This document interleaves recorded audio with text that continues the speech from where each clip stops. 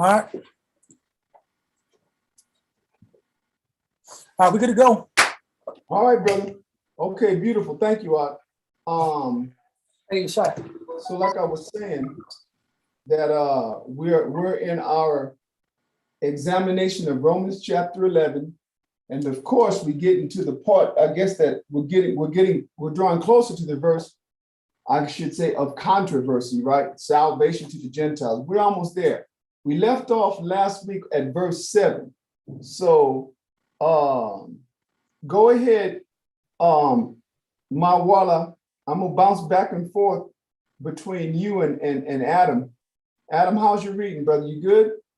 Good, thank you, sir. Huh? I said I'm good, thank you, sir. Okay, good. Now I ask you, how was your reading? You up for reading this evening too? Okay, cool. Oh, Dawiyad is right there. I'm gonna have him do it. I didn't see. I thought you was back in the room with a war. No, I'm here. Now I'll have you read because I like the way you read. You read your reading is custom made for myself. But when we have to break and get other chapters, then I'll have you guys do some support reading as well. So last week we finished up on verse 7. Well, I should say we addressed verse 7. We didn't finish it up all the way, but we covered the first half of it. Dawiyad, go ahead and read that Romans chapter 11 and verse 7. Romans chapter 11, verse 7. What then? Israel hath not obtained that which he seeketh for, but the election hath obtained it, and the rest were blinded. Right. And so that's what we went. We covered the question about what was it that Israel sought after that it could not obtain. And it was the righteousness of the Most High. In other words, to be recognized by the Most High as righteous, but to do so uniquely and exclusively by the law, right? And so we found out that what? We found out that it wasn't designed. Remember, we went over all those verses. I hope y'all wrote them down. If not, you have the recording, the streaming from last Friday. But we found out that it wasn't designed for us to be able to accommodate the righteousness of the law until Christ came. When Christ taught us, healed us, and left all the keys to the kingdom and for salvation, then those that would go on to believe in and on his name, there would be that virtue of the strength of Christ. The scriptures, it said what? That the spirit of Christ and of the one who raised him up would dwell in us. And that's what helps us to what? To be able to perform the law. But it's the faith in Yahweh Shai that we're saved, that we're our righteousness. We obtain the righteousness by our faith in Christ. But most people think that what it's saying, excuse me, that what it's saying is that because you believe, you are counted as righteous. And that's not so. Because if you believe, then you have the works. That's the point. But the issue with faith is that it causes you to what? It puts you in a position where you have to demonstrate that you have faith. But in doing so, if you really have faith, if your faith is truly there, then you will follow the Most High's laws and the wisdom that the Most High had Christ come and leave us in the Gospels. All of the epistles that are behind the Gospels, or I should say after the Gospels, it's Christ through that faith that empowers us to actually be able to do that. The only thing that takes away our power is our forfeiture, right? We forfeit that virtue through doubt. We forfeit that virtue through disbelief. But if you believe, you'll put those works on. And if those works are from an authentic spirit, then Christ dwells in you. And how can you break the law? Let's go and see, I'm not talking, when I say the law, I'm not talking about anything ceremonial. Because the Most High, until he set his kingdom up, we've been alleviated from that. That's why the Most High didn't have Christ take the apostles through a process where they had to learn how to do all of those the rituals in the temple. He didn't have them do that. They walked and talked. That's what Christ and the apostles did. They walked, I said walked and talked, meaning they was traveling back and forth from Jerusalem to Galilee and all the towns in between. Think about that. And that's what, and so they believed on Yahushua and they did those works, but Christ came and dwelt in them, and that's what empowered them to continue those laws. So when you talk about nobody can keep the laws, what do you mean? What are they saying? When they say, what do you mean? It is, how can we say it is we're cursed to not be able to control our lust, and we have to go and sleep with our neighbor's wife. That's not true. That's the one thing, if anything else, that you do got power over. Think about that. While people are trying, while the Christians are trying to convince us that nobody can keep the law, who has, as if some mysterious force has power over your reproductive system and not you? You listen, you might see and be, quote, stimulated by what you see, an inappropriately dressed woman, even if she belonged to another brother. And you might physically be what? Be stimulated by that, i.e. an erection, right? A hard-on or woody, all them little terms they got for it. But that still don't mean you got to act upon that. You got to keep your body in check. And if you really believe in Yahushua, those works are easy because the spirit in him is what empowers you with that virtue for that to become small. And it is a small thing. I'm just, you ain't got to kill nobody. There's no thing that come over you that forces you to kill somebody. Well, I stand corrected. There is, but that thing is Satan. And then thus that's how you know you don't believe in Christ. Because if you believe in Yahushua, the first thing we do, let's say something's happening, we think we have to kill somebody. That's not true. Unless you're defending your life, that is totally not true. But not, let's say, avoiding murder. It doesn't begin with the moment that the potential victim is standing in front of you. It begins inside your mind with all the decisions you make that either lead you to that person's path or that help you to avoid that person. That's how you know Christ is in you. It's the wisdom and what you practice that puts you in what? That puts you on the path that Christ sees, okay, and then he comes, now you got virtue. So you don't be all playing that I ain't going out like a sucker game only to spend 60 years in prison. That's ghetto stuff. That's hood stuff. Y'all know that. Dude's trying to save his pride. The point I'm making is all the things that people that the Christians and even the Israelites will have you believe that it's difficult and that it's not designed to do the law. It isn't, but that it can't be, that the law can't be kept. It can be kept. But it requires that Christ, that you have faith in Yahushua. Remember, we went over this last week in Romans chapter 8. The spirit of he who raised up Yahushua from the dead dwell in you.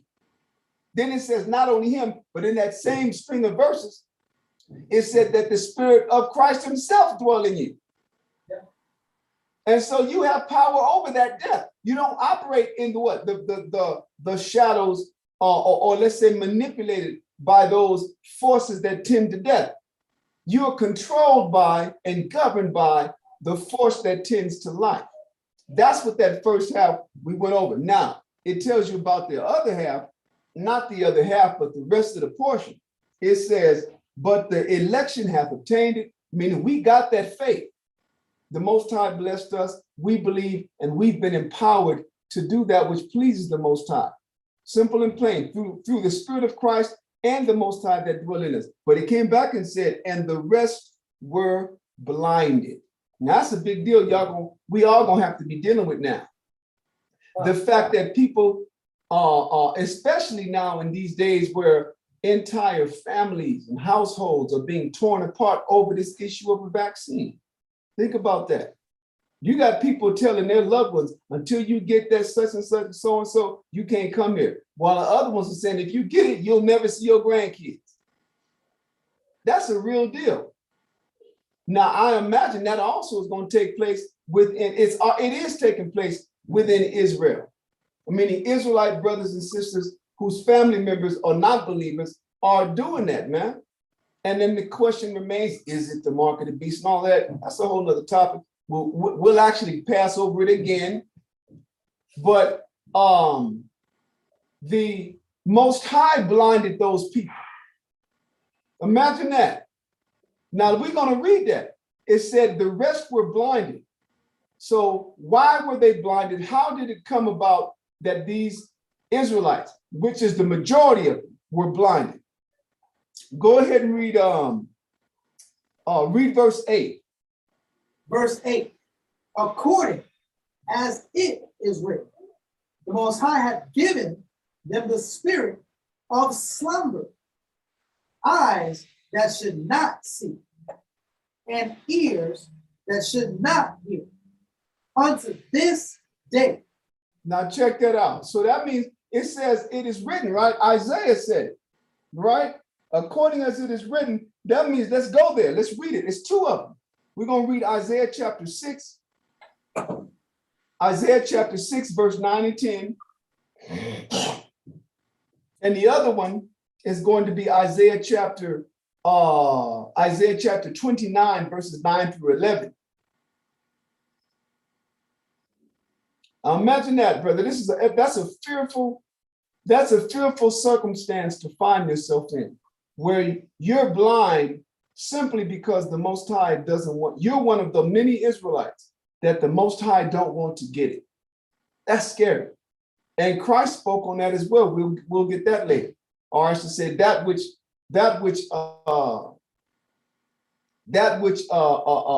Isaiah we're going to read, Christ also spoke on it. So go ahead and hit that up. Isaiah chapter 6 and verse 9 and 10. Isaiah chapter 6, verse 9. And he said, go and tell this people, hear ye indeed, but understand not. That means they'll hear the word, but they won't understand it. Go ahead. And see ye indeed, but perceive not. That means you'll show them the word. You'll be like, listen, brother, we're the Israelites, and you go take them to Deuteronomy, and then you'll show them, and the Lord shall lead thee into Egypt again with ships. Then you pull out the dictionary and show what the Greek word Egypt means, right? It means misery, tribulation, restraint, shut in, right? That it's a word that was put on that land. The name Egypt was put on that land, that territory by the Greeks. That's not the name of the land. The land was called Mizraim. Genesis chapter 10. And it sat within the continent or the land of Ham. The Bible tells you that. In the land of Egypt, in the land of Ham. So you'll be showing these brothers these things and they won't see it. Then you see, well, then you go through the whole, the whole information gambit of, challenging the person to come up with another nation that this dynamic, that this prophecy describes, having been sold, having been transported by way of ships and sold into the land of their enemies, and then all of the other conditions that we read in Deuteronomy 28, and they won't see it. While it'll only apply to them. You'll show them the color of Christ scriptures, and they'll come and tell you, after 30 years of having looked at a picture of a white Jesus, they'll tell you color don't matter. It only matters, let's be real. It only doesn't matter once they find out the truth. Yeah. Before that, no one ever said, how come we gotta be white? How come they couldn't just put a frame up and put the words in Jesus Christ? Why do they even have to make an image? No one questioned that until you bring out the truth. And that's how that's what it means when it says they'll see but perceive not. You'll be showing them the scriptures and the history that is theirs, and they will not receive it. The Most High, you step away from that person, you be them planted a seed. It might be meant down the line, who knows, for that person to wake up, because sometimes that's what happens. Everybody don't just see what we show them and then bang, hit like a bolt of lightning, and then they see it. Some people, it goes down, it's a seed that's planted, and then it stirs up, and they end up finding themselves, over 3 months, a year, finally coming to the school. But then the majority of Israelites are not going to see it, because the Most High said it. I'm going to find another chapter. I'm thinking in my head, I'll get it. Anyway, Continue, Dawiyah. That was verse 9. Read verse 9 again. You're in Isaiah chapter 6. Isaiah 6 and 9. And he said, go and tell this people, hear ye indeed, but understand not, and see ye indeed, but perceive not. Go ahead. Make the heart of this people fat, and make their ears heavy, and shut their eyes, lest they see with their eyes, and hear with their ears, and understand with their heart, and convert and be healed. Check that out. So that's all of those things that we read. In other words, the Most High said he gonna make their ears thick, their eyes heavy, and all of that, so that they don't see, so that they don't be converted, so that they don't be healed. That's called like that means he don't want them to be healed. He don't want them to be changed from their wicked ways. You know why? Because it tells you now in Amos chapter 9, all the sinners of my people shall be slain, shall fall by the sword. All of my, so we might as well start. I've been saying, yes, brother. So, wow. So, because they sin in that past life and offended the Most High, you know, I'm a person. I'm gonna slay my sword later on down the line. Hey, listen, that also, let me say this, and not only because they sinned in the past life, but because they were made for that purpose. Sir, why? The question is, why did they sin? Why, for instance, why did the homos talk about they be fighting with the homosexuals, talking about nobody's born gay? Yes, they are. Now that's gonna sound crazy, but how can they not be? If listen, I'm gonna prove it to you. Go to Proverbs chapter, what is it? Chapter 16 and verse 4. Yeah. Proverbs chapter 16 and verse 4. People be thinking that it's only talking about Esau. The Most High said, but for among my people Israel are wicked men. Yeah, Proverbs 16 and verse 4. Yeah, read that. Verse 4. The Lord hath made all things for himself. Yea, even the wicked for the day of evil. So the Most High made people wicked. And then you know what Psalms is that, David, Dawiyah, where it says, the Lord, hold on, don't go nowhere yet, where it says, the wicked be estranged from the womb. It says as soon as that 53 or something, as soon as they come out, they go about speaking lies. I'm going to get it for, yes, Adam. So if they were to get the victory, you know, moving forward in the next life. You got listen. Come a little closer. I can hear you, but I don't know how well it is on the recording. Go ahead. You know, 78 strength. Go ahead, Ak. Okay, well, hold up, Dawiyah. I'm gonna hear his question. Go ahead, Ak. That homosexual, you said he was born with it. If that's his fight and he wanted to get the victory, you know, for him to overcome that iniquity, would that be his fight to try to wrestle and overcome that homosexual spirit? Or was he just born with that spirit because he was meant to? Hey, listen, Ak. It depends on which spirit. Listen, let me say this. It's possible to overcome that because that's not the sin that, remember, the Most High said, there's Christ came and said it, that every sin shall be forgiven, man, except for, he says, even if you blaspheme the Son of Man, he said, but blaspheming the Holy Spirit, it says you won't be forgiven in this life or the next. Now, so that's not homosexuality. Now you do have homosexuality. Listen, I made that comment because there are people that argue, well, I was born gay. And then you have a counter argument. No, that's a such and such. That person that's arguing against that person don't know. You have certain people who are like that because of circumstances, violations, right, molestations imposed upon them. And that's the spirit that got them in their life. They come to the truth, boom, they break it. There are those. Then you do have those spirits that are born homosexual. That's why I wanted to show you that verse. Hold on. So that means the ones, listen, you'll know who's meant to overcome by the person first. They got to take the first step. And what's the first step? The first step is returning to the Lord. because that's remember what we just read about what Israel sought after that they couldn't obtain, but the righteous, or it says the election obtained it, meaning what? Meaning righteousness through faith in Christ. It's through the belief in Christ and putting the first step, putting in the work to demonstrate that where Christ comes into you. And so what's the difference in a person? In our eyes, it's a big difference. Coming from a certain mentality, even myself, you look at a nigga that been in prison because he done took a couple of lives, it's different, right? It's different to a person that done been in a homosexual relationship. But they're both sins. The homosexual is an abomination in the eyes of the Most High, but the murderer is a sinner. Both of them are sinners, and both of them have a way back through Christ.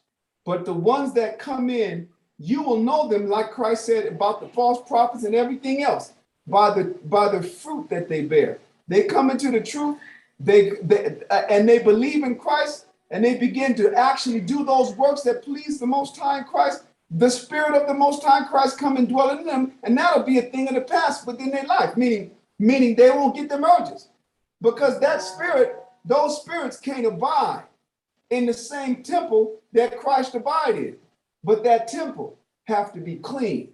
So it's all really depending on the actual, which person. Then you have another, quote, homosexual, and they ain't even thinking about it. They're the ones telling you, I'm born this way. And then people be arguing, nobody's born this way, but they are. And that's what, listen, read those two verses. First you read, hey,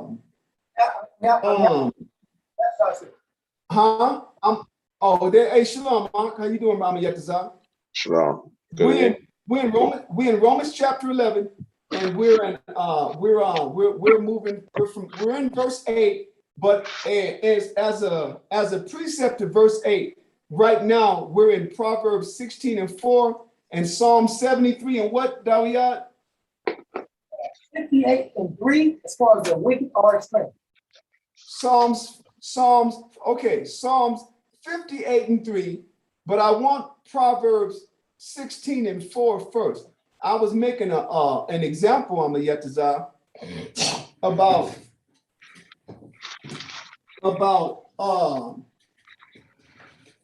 the issue of people being born gay. Now, it wasn't about that. It was about how the Most High have blinded Israel. The Most High, the election are able to obtain righteousness through faith in Yahweh Shai, but it says the rest were blinded. And so Dawiyad brought out the point about them having been wicked in the past life. And so now in this one, the Most High got them blinded. And I'm telling them that may be the case, but the scriptures tell you that the ones that aren't meant to see it were not meant to see it because he created them. The scriptures say they were all born in vain. They'll be talking about Israel. So the homosexuality came up as an example of that, where the argument is somebody born gay? And hell yeah, they're born gay. Others, it happens, like I said, through some traumatic event, being raped, molested. You even get cats as a child that are molested by women and end up becoming homosexuals, man. You know what I mean? It's all types, so those are demons imposed. So I want to read and justify why I say this about there are people that are, if we know that a person can be a murderer, a natural born killer, but then we don't think a person can be a natural born faggot. You what? Shit. Natural born. You got natural born hoes, right? You got natural born liars. So I'm yet to read first Proverbs. Does it make sense, don't it? But the homosexual is the only one that just not born that way. Stop that. The Most High tell you that. So first read Proverbs chapter 16 and verse 4. Proverbs chapter 16 and verse 4. The Lord hath made all things for himself, yea, even the wicked for the day of evil. So now that's just a general statement, or I should say a general classification, right? Wicked, but what brand what form of wickedness does one spirit take on as opposed to another form of wickedness that a different soul takes on? You're like I said, person could be born a natural born killer, like the movie. A person could be born a natural born faggot, like all kind of movies now. Person could be born a natural born liar. Person can be born a natural born thief. Person can be born a natural, you understand? A natural born whore. You got all these different types of a natural born idolater. Yeah. So he said he made them, even the wicked for the day of evil. He made them so that when he needs something evil, remember what do we already read in so many topics, where the scriptures say that I am the Lord. I create the light and make darkness. I create peace and make evil. I, the Lord, do all these things. Well, how does he do them is the question. And the answer is he has spirits created to do righteousness and wickedness. And those spirits, aside from, operating through the elements, through what people call nature, through wild beasts, they come and inhabit man. They come and inhabit humans. And those humans do all these dastardly things. And then the scriptures say, shall there be evil in the city and the Lord hath not done it? Meaning, how dare you try to attribute any evil that was done to someone other than the Lord? How dare you try to attribute this masterful work to Satan? Satan is his errand boy, and he is. The spiritual demon Satan is the Most High's errand boy, as are all spirits. So the Lord, read that one more time. Proverbs 16 and verse 4. The Lord hath made all things for himself, yea, even the wicked for the day of evil. Now, go from there to Psalms 58 and 3, you said? Dawiyat? No, 58 and 3. 58 and 3. Now, this will tell you how soon a nigga can get started on his wicked trajectory. But do he need decades before he's prime? Some of them probably do. Do they need a catalyst event, that last straw to break the camel's back that sets them on that course? Some of them do. But others, read it on the Yetazah, Psalm 58 and 3. Psalm 58 and verse 3. The wicked are estranged from the womb. Hold on. It said wicked once again, the same ones that were spoken of in the previous chapter that we read, the same ones that were spoken of in Proverbs 16 and 4, it says they be estranged. Estranged means separate or severed from the Most High. Like you have an estranged wife, a husband that have an estranged wife, a family member that has been estranged from his family by them. That means separate or separated from, set aside. The wicked. Read it once more, Amayatas, I think. The wicked, Psalms 50 and verse 3. The wicked are estranged from the womb. They go astray as soon as they be born, speaking lies. So now, if it's a natural born liar, the first utterance of his words is going to be lies. Won't even he'll skip mama, dada, and go right to lying. Then you have others. Whatever their brand of wickedness is, if it's murder, they be out there pulling the wings off of flies and shit, all little mean things little kids do, right? People, them things that you be thinking, what kid does that? Burning lizards and frogs and things like that, just being cruel to animals, right? Painting gasoline on the cat's tail and lighting it, just all them little things. And then they grow up and they turn that evil toward people. The Most High said they be estranged from the womb. As soon as they be born, they go astray. That's cold, So now, let me say this. Once again, those Israelites were feeding on Yatazah off of Romans chapter 11 and the end of verse 7, where it said, the election hath obtained it, and the rest were blinded. People don't know how heavy a statement that is. How condemning and damning a classification that is. To have simply been blinded, that means you could end up, because blinded simply means you're not going to see the word of the Most High. We read it before you got in Isaiah chapter 6 and verses 9 and 10, where the people's eyes are heavy, the people's ears are thick. The Most High said, make their eyes heavy that they don't see, make their ears thick that they don't hear, so that they don't be converted, so that they don't come back, so that they don't be healed. That's terrible to me, because there was a time when everybody in this room existed in that state, and it was yet to be determined whether or not we would hear, whether or not our eyes would be open. We're the ones who the Most High just happened, whose eyes he happened to open up. But that's why I said, what about all of our family members and all the other people, man? This is who they are. Until further notice, this is who they are. So you might as well have kissed them goodbye in the spirit. When I say that, meaning, yeah, we still talk to brothers and sisters and try like crazy to wake them up, but only the Most High can wake them up. Only the Most High. He's the one that put them to sleep. And so this is why, going back to Romans chapter 11, go ahead, Amayetazah now. Let's read that one more time. Read Psalms, go to Isaiah, and I want you to read chapter 6 and verse 9 and 10.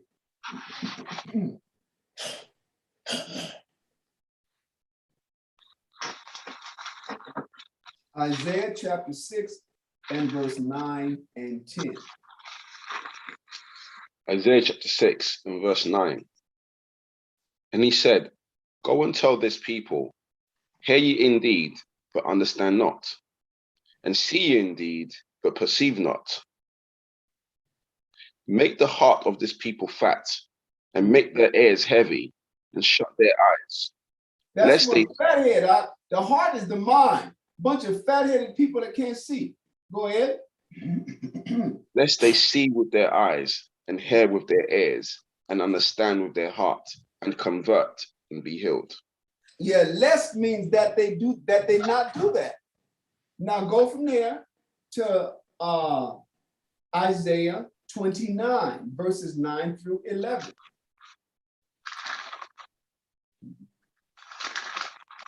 Isaiah 29, verses 9 through 11. This is just in continue. Remember what we read in Romans 11.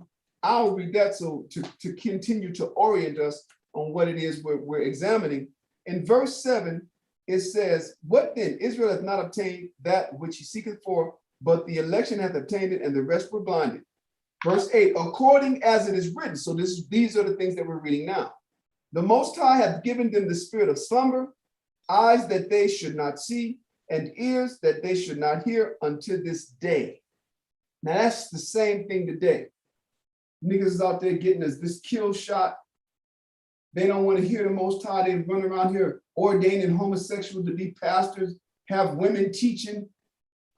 Every evil, clearly the Bible is against, they do it. You know why? Because they're evil from the womb. These are the ones that Ezra, the Most High, sent Uriel the angel to tell Ezra, don't you worry about the masses. He said they were born in vain. Let the multitudes perish which were born in vain, and let my grape of a single cluster be kept. That's us. So people think that this is not talking about Israel, that it's always talking about the white man. Let's talk about the wicked in Israel as well. Go ahead, Amayetazah. Isaiah 29, starting at verse 9. Isaiah 29 and verse 9. Stay yourselves and wonder. Cry ye out and cry. Mm-hmm. They are drunken, but not with wine. They stagger, but not with strong drink. See that? Now, what is that? Let's talk about all of the things that they do believe in. You got people that'll go as far, Israelites that'll say that they believe in money. A piece of paper with the oppressor's face on it. That's not even money. That's wild. And don't let it be another philosophy. They'll say the Bible is written by man. And nigga be reading the Quran. What was the Quran written by? A giraffe? Let's be real. They'll question the veracity of the information in the Bible. They'll question its provenance, meaning what source. Then they'll turn around and try to introduce the Dalai Lama to you. Some old Indian mother hubbard that won't comb his hair. Nigga look about 100 years old. And he's always just coming up with stupid little sayings. little supposedly wise sayings that aren't applicable in the world, talking about peace. Nigga, there haven't been peace on earth since the Most High planted man on it. You know why? Because the Most High haven't wanted peace on earth. Remember, what did he say? I make the peace. I bring evil.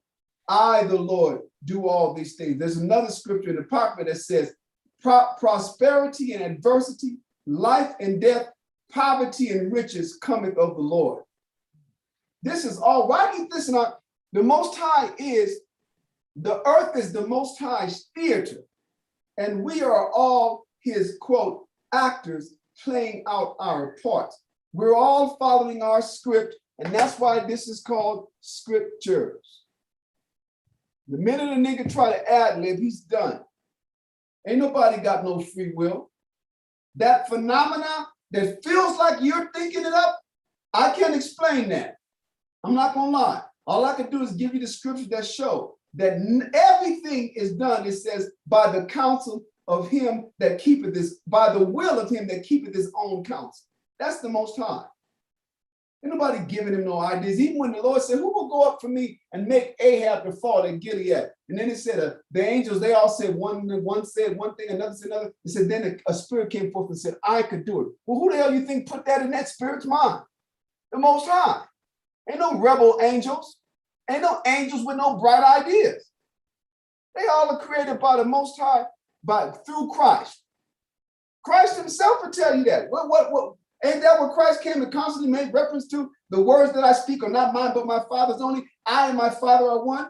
He's an extension of the will of the Most High. And when he's not here in person, he's called the Holy Spirit. His tangible form that he has taken on for all of us is in the form of this book called the Bible. That's what it means to be omnipresent. Be everywhere and be everywhere at the same time. That's why we can't explain what the Most High really is. That's why his name just says, I am. It didn't say, I am this, I am that, I am the other. Simply, I am, because that's the only way you can describe it. That's the only way that a human can perceive him, that he exists, that he is. But to try to wrap your mind around what the Most High really is, the nature of his force, the virtue of all of the things, you see him all. The scriptures tell you that in the Wisdom of Solomon. You're questioning about God, it says he's seen in all of his works. So from the praying mantis to the sun, to the walking stick, to the lion, to the elephant, to the shark, to the blue whale, everything is an expression of the unexplainable Most High. Imagine that. And this is the one who done closed our people's minds out. You think you gonna open them up? Please. I done kissed my people goodbye decades ago. I tried to teach them. In the minute they didn't want to hear it, but Moses said, he whom the Son has set free is free indeed. I was free. Now, Amayatazah, it said, read that verse again, verse 9. It said they slumber, right? They stagger, but not with strong drink. Read it again, Amayatazah, because it's talking about the power of their philosophy, the power of that which impairs their vision, which impairs their senses so that they don't see. Go ahead. Isaiah 29 and verse 9. Stay yourselves and wonder. Cry ye out and cry. They are drunken, but not with wine. They stagger, but not with strong drink. Go ahead. For the Lord hath poured out upon you the spirit of deep sleep, and have closed your eyes. The prophets and your rulers, the seers, have he covered. Now, is that the end of verse 11? Verse 10. Okay, good. Now listen to this. So who are the people responsible for teaching the congregation, right? Our people of the Most High. It's supposed to be the preachers. It's supposed to be all of the, quote, men of the clergy. That's represented in when it says the prophets and your seers. The rulers are like those social leaders today, those politically oriented and social activist leaders. the ones that Esau put up for us to follow. They don't have it, and they don't. That's why they always come up, I don't know why people, they need to wake the hell up. They be putting these videos on about, we got to come together. We got to stop. We got to start boycotting this. We got to start pooling our money. Nigga, you better come back to the Lord. Baby, because these be the what? These be the courses of action that political leaders be wanting to take people through. Oh yeah, we're going to speak. We're going to vote with our dollars. It's very few dollars. Unless you're talking about the Uncle Sam Boule class. No. Unless you're talking about Michael Jordan and Magic homosexual son Johnson. Magic shit. He the one that he performed a magic trip. Clearly, it went horribly wrong in raising that 6-foot Wookiee to be a big ass woman. This nigga's about 6'5". Right? Talking about Magic Johnson's big ass misfit offspring. I can't call him a son or a daughter. He is a big nigga too, bro. You'd have to chop his ass down like a redwood tree. If he wanted them that get mad because you call him a homosexual or you call him whatever, man, he's some work. He still got unless he didn't make the ultimate sacrifice, he got testosterone still. That'd be the issue. That's how you show it's against nature. But just all, it's horrible. So when they be talking about pooling our money, what money? The ones that have enough to make a dent won't do nothing because they don't want to lose what they got. See, and all of these courses of actions are designed to fail because that's how blindness interprets itself in our people. It interprets itself as what? As courses of action and counsel and plans to what? Plans to relieve or to solution ourselves of this oppression. But it's not oppression. It's oppression, but not simply because of oppression. It's punishment. It ain't racism. Every nation on the world in their right mind puts their own people first. Every nation on the world to discriminate, babies begin to do that between what, 2 and 3 months. A little infant, it'd be so, they'll go to, newborn baby, and they'll see something daggling from you, your beard, and they grab your beard and come to you. 2 months later, because now, y'all, you guys have all experienced this. 2 months old, the baby is coming to you, finds the new, whatever it is about the baby's mind. They reach their arms out, and you may come, and then they start laughing. Then literally 6 weeks, 2 months later, you do that, and they bury their head in their mama's bosom, going their daddy. You know what that's called? That's called discrimination. Their eyes have become more discriminating. Their ears, they know their mother's voice. They know their father's voice. They can distinguish between the people that they live with and that there are familiar faces and those that are complete strangers. And then they do that. And they don't have no, What are you gonna do? You're gonna go to the NAACP because the baby discriminated against you? Hell, animals exercise discrimination. They don't go to you. They go to them, they'll bite your ass. They go to their master. You didn't even play and everything. Black people be all complaining about being discriminated against. Why? Well, you want to be treated like people that you're not. By people who you don't belong to. All of that is how this blindness by the prophets, this blindness by the seers, and this blindness by the rulers have interpreted itself, how it manifests itself. It manifests itself in the wrong counsel. It manifests itself in the wrong course of action. It manifests itself in contrary doctrine contrary to the Most High. That's how it does. And now these are the people that's constantly giving us solutions. Buy black. What do black people sell but drugs and their women? Weed. Exactly. That's under the drug category. You understand? So go ahead, Amiyah, continue to read. Verse Isaiah 29 and verse 11. And the vision of all is become unto you as the words of a book that is sealed, See which that? men deliver. In other words, these are for the religious leaders. In other words, they can't even give you the vision of this book. You got two types for the most part of religious leaders. You have the type that are highly educated, prepared in their, if not theology seminaries, or as brothers and sisters say in California, theology cemeteries, they are some form of formal preparation.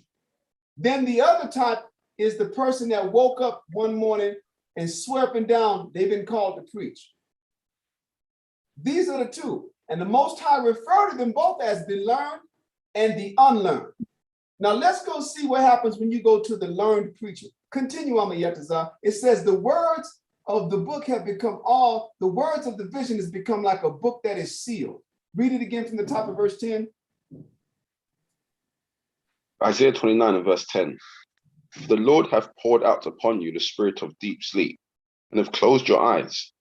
The prophets and your rulers, the seers have he covered. And the vision of all is become unto you as the words of a book that is sealed, which men deliver to one that is learned, saying, Read this, I pray thee.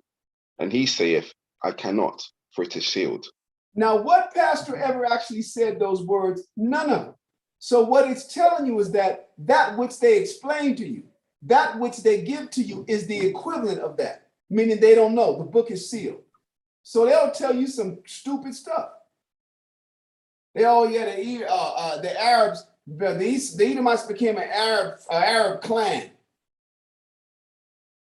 But Do the Lord hate? And they'll say, no, the Lord don't hate. I mean, not outside the norm. They be making up some stuff. Then you go and you show them, excuse me. Jacob have I loved, but Esau have I hated. Yes, brother. I was gonna say, but that question. You can't see. Huh? Hey, shalom. Shalom, Kawaka. Hey, shalom, brother. Sometimes I remember being brought up in the church, and when I was a kid, I would ask questions because there was some things I would read. Uh-huh. If there was an issue, they'll just tell you just their quote was usually just pray about it. Right. I used to get, you'll understand it better by and by. And I would be like, that's a damn song, because we used to sing it every damn Sunday. Yes, brother. I was just add on to that. Or what they would say is that's just what we believe. If Right. you had a hard time understanding it, or you knew that wasn't true, and you would push them on that, they would say, "Oh, well, that's just what we believe." And they would also say, this is what is accepted. That's another common phrase. Well, it is generally accepted. But that don't make it it. Huh? I was going to say accepted by them, though, even though it Exactly. makes no sense to you or scripturally. It's Right. not by them. Right. So, but now what are we finding out? We are listening, we're examining the, let's say, the behavior of those who have been blinded. So when we get into this and we start seeing people, we're engaged, once the Most High show you them and you start seeing what we're reading in them, you can, from that point forward, you can continue to engage, but for the sake of practice. Sharpening up your sword. No, for real, that's what I used to do. You get older, you finally get tired of that. You don't have a whole lot of time, But when you're young, man, those be the best encounters for you to be able to come on, sharpen yourself and actually work on your teaching skills or your debating skills in real time. But don't be deceived. That is the dynamic of the ones who the Most High have put to sleep. Continue on the Yatazah. That was the learned man. He says, I cannot, for the book is sealed.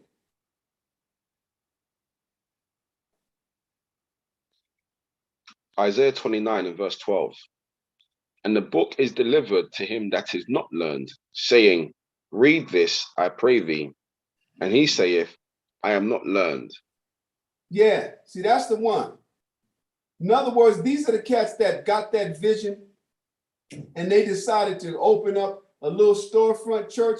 The first few people in the congregation are always their immediate family members. We all know them. So this is who the Most High is telling you. These are the ones that he blinded, y'all. And we come from among them. So we don't count them off as though what? As though they're doomed.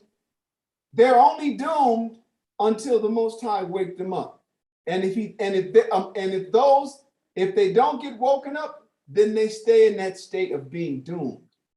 Let's go back to Romans 11, and now let's read verse 9.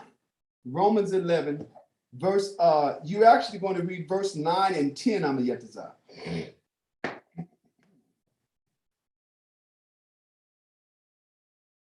Romans 11, verse 9 and 10. Romans 11 and verse 9. And David saith, let their table be made a snare, and a trap, and a stumbling block, and a recompense unto them. Let their eyes be darkened, that they may not see, and bow down their back always. So this is what David prayed against wicked Israelites. Now let's go there. Go to Psalm 69 is that's in. But that's verse, it's going to be 2 verses, but for now, just read. We're going to stick with what we read here. David is, or Paul is citing various areas, various scriptures in the Old Testament in giving us the understanding that the Most High haven't given us in chapter 11 of Romans. So we're going to stick with what he's saying. Go ahead, read Psalm 69, verse 22 and 23. This is who Paul paraphrased or cited. Go ahead. Psalm 69 and verse 22. Let their table become a snare before them. Now stop. The term table is talking about all things or whatever it is that you're involved in. Like in Isaiah chapter 28 or 29 in verse, we read 29 in verse, I want to show them this on the Yetazah. So I need for you to go, we were just in Isaiah chapter 29. It may be in Isaiah chapter 29 and verse 8, or it may be in chapter 28 and verse 8. But it says, for all tables are full of vomit. That's the Most High telling us what it is that Israel is involved in is evil and unclean. Let me see. I'm in where am I at? Chapter 28. Yeah, read chapter 28 and verse 8.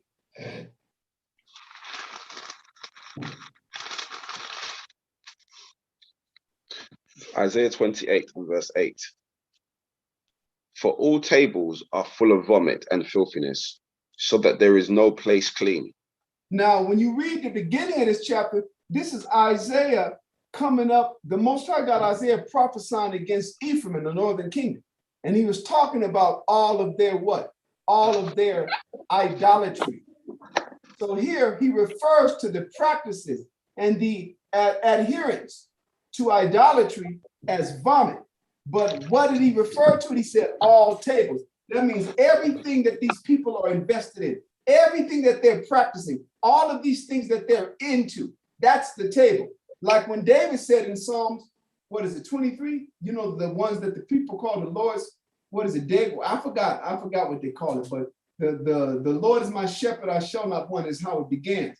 And then within that Psalms, he says, thou preparest a table before me in the presence of mine enemy. That's literally talking about the Most High having prepared a righteous life for David and providing for him because he's fulfilling that. And the enemies of David saw it. Saul saw the Most High raising up David. All the other people saw the Most High. That's what he said, thou preparedest a table before me in the presence of mine enemies. So David was about what? David was about righteousness. He made a couple of mistakes, and the Most High continued to work through him because David was contrite. Okay, thank you, Amayetazah. Go back to what we were at, the original one, Psalms 69 and verse 22 and 23.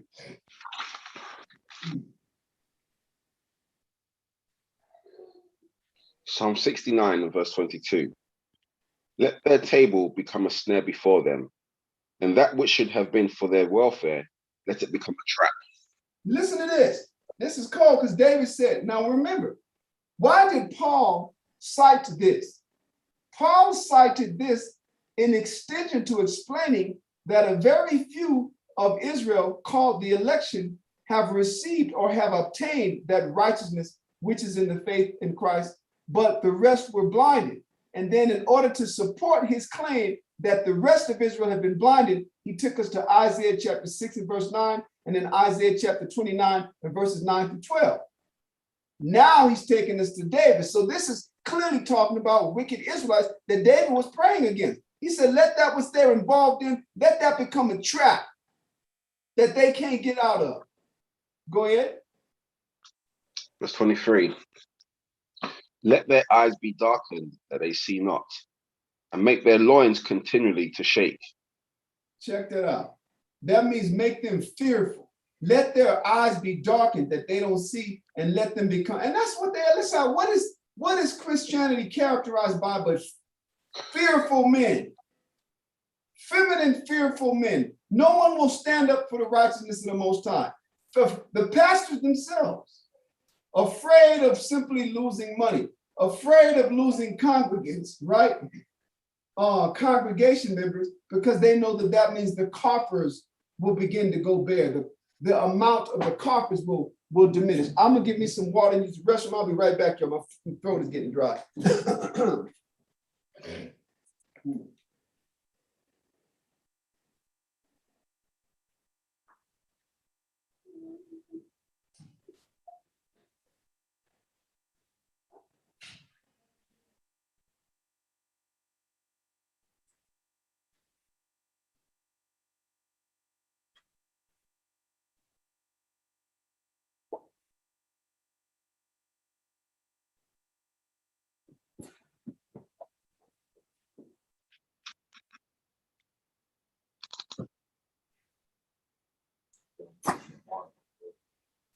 Think you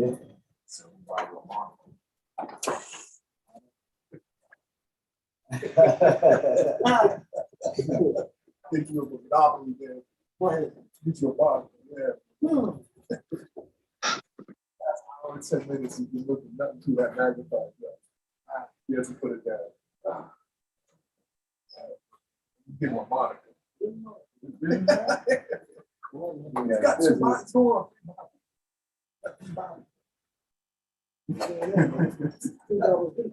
I believe magnifying glasses. You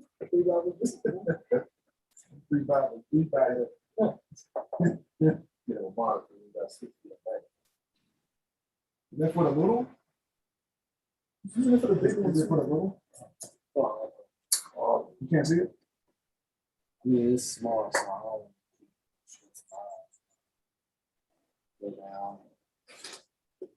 The glasses, huh? But at That's what I the told him.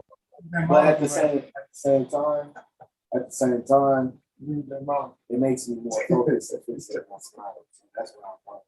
Let your vision see them. No, I mean I could read it. It's just I don't want to.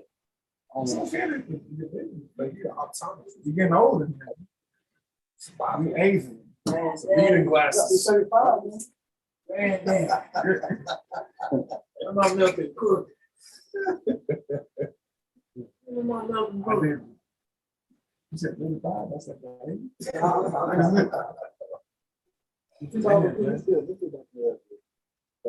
magnifying glass.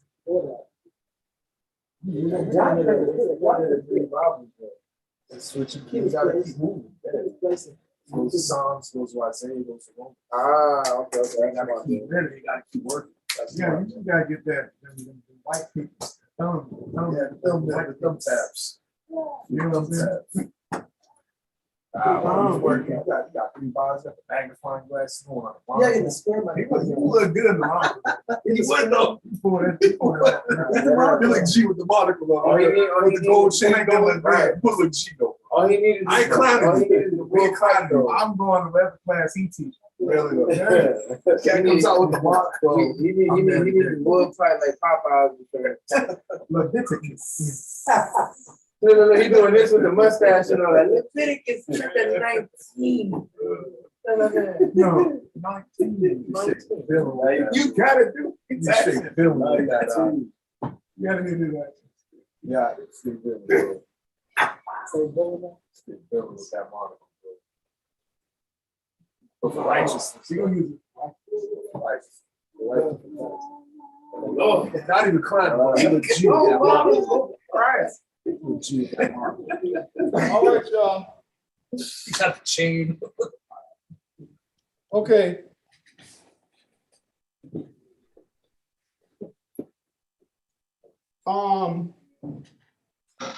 So we left off on the Yetazah. That was Psalm 69, verse 22 and 23, right? Correct. Okay, read verse 23 one final time, and then we'll go back to Romans 11. Psalms 69, verse 23. Let their eyes be darkened that they see not, and make their loins continually to shake. Right. That's talking about, you know how one of the conditions of our punishment in Deuteronomy 28 is that when we would be scattered among the nations, he said, thou wilt find no ease. It says, and there shall the Lord give thee a trembling heart.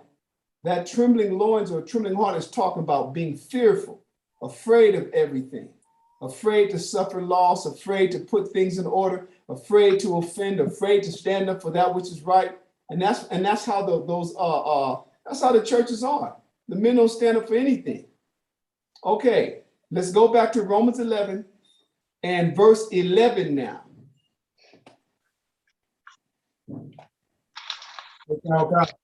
Yes. Those old time races that it was like these old school movies, those black and white, and it would be blackface. But they always paint the Negro as fearful.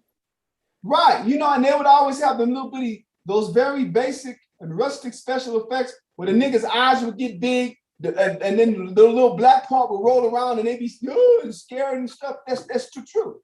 But that would be depicting beliefs. So people get offended about that. But that would depict a spirit that really was on us. Just like when one person, let's talk about that, when one slave would speak, you know, to other slaves that were fearful, you're about to mess up for all of us. You don't come in, you know, they'd be afraid of what? The condemnation. Just of if it got back to the master that such a topic was discussed among us. All of those slapstick vaudeville Negro comedy that Esau used to paint himself up in blackface, that was based on a spirit that the Most High tell you he had on us. Black people be getting all of, you know what, the majority of our offense, when we get offended, meaning, is all based in ignorance. Even when Esau called us nigger. It's all ignorance. And so that's why we still can have our buttons so easily pushed by a simple word that the Most High told us we were going to be called by names in Proverbs. He told us we were going to be called out of our name. So now, why doesn't that bother me? First of all, it's a condition of my punishment. It reminds me that I'm being punished. Second of all, hell, it lets me know who I'm around. And I thank them for that. I ain't going to say thank you, sir. But I know that's one of them. Let me be very circumspect. Our people, they completely want their children and themselves to be vulnerable by extinguishing everybody's right to say what the hell they want. I could care less what Esau say. Let him say it. You need a Geiger counter. You need some form of device to measure where you are and among whom you are. Israel want to change everything and make himself completely endangered and not know. All right, I'm a Yetazah. Let's go ahead and go back. Thank you for that. Is that you, Nagaha? No. Hey, shalom, brother. No. All right, I'm a Yetazah. Let's go back to chapter 11 of Romans, and now we're on verse 11. Romans 11 and verse 11. I say then, have they stumbled that they should fall? The Most High forbid, but rather through their fall, salvation is come unto the Gentiles for to provoke them to jealousy.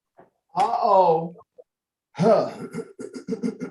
Y'all have to forgive me, man. I gotta speak loud. That's the only way my voice get really clear. If I play with it and I keep on hacking and stuff.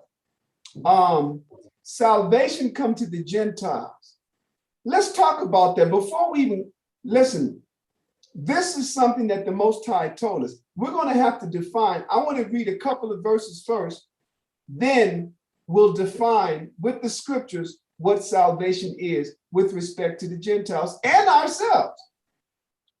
So first that was chapter 11. First go backward to Romans chapter 10.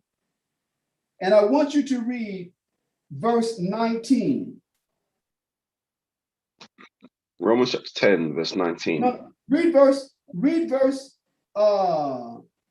ahead, read verse 19 on. Romans chapter 10 and verse 19. But I say, did not Israel know? First Moses saith, I will provoke you to jealousy by them that are no people, and by a foolish nation I will anger you. So Paul, even before he wrote it in what is chapter 11, he mentioned it before. So when it says to provoke us to jealousy in Romans chapter 11 and verse 11, Paul is not just making a conclusion. Oh, the Lord was just trying to make us jealous. He's not just drawing conclusions. He's once again paraphrasing that which the Most High had already said, but this time during the time of Moses. You notice he keeps going farther and farther back, right? Israel was blinded. He went back to Isaiah. Then he went farther back to Psalms. Now he went back to Deuteronomy chapter 32. Let's go there. And we're going to read the circumstance under which the Most High said this. Deuteronomy, put my marker in. Start off at verse 15, Amayatazah. Deuteronomy chapter 32 and verse 15.